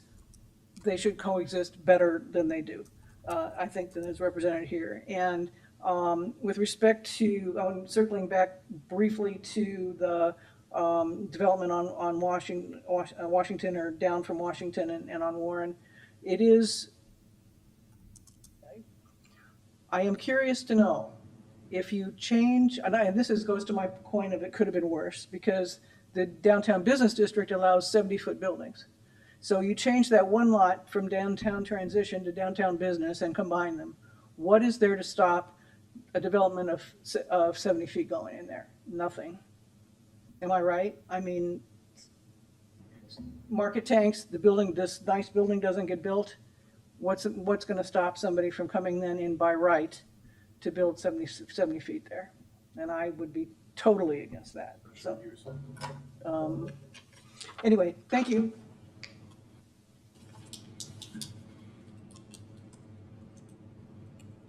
Okay, thank you all for sticking it out.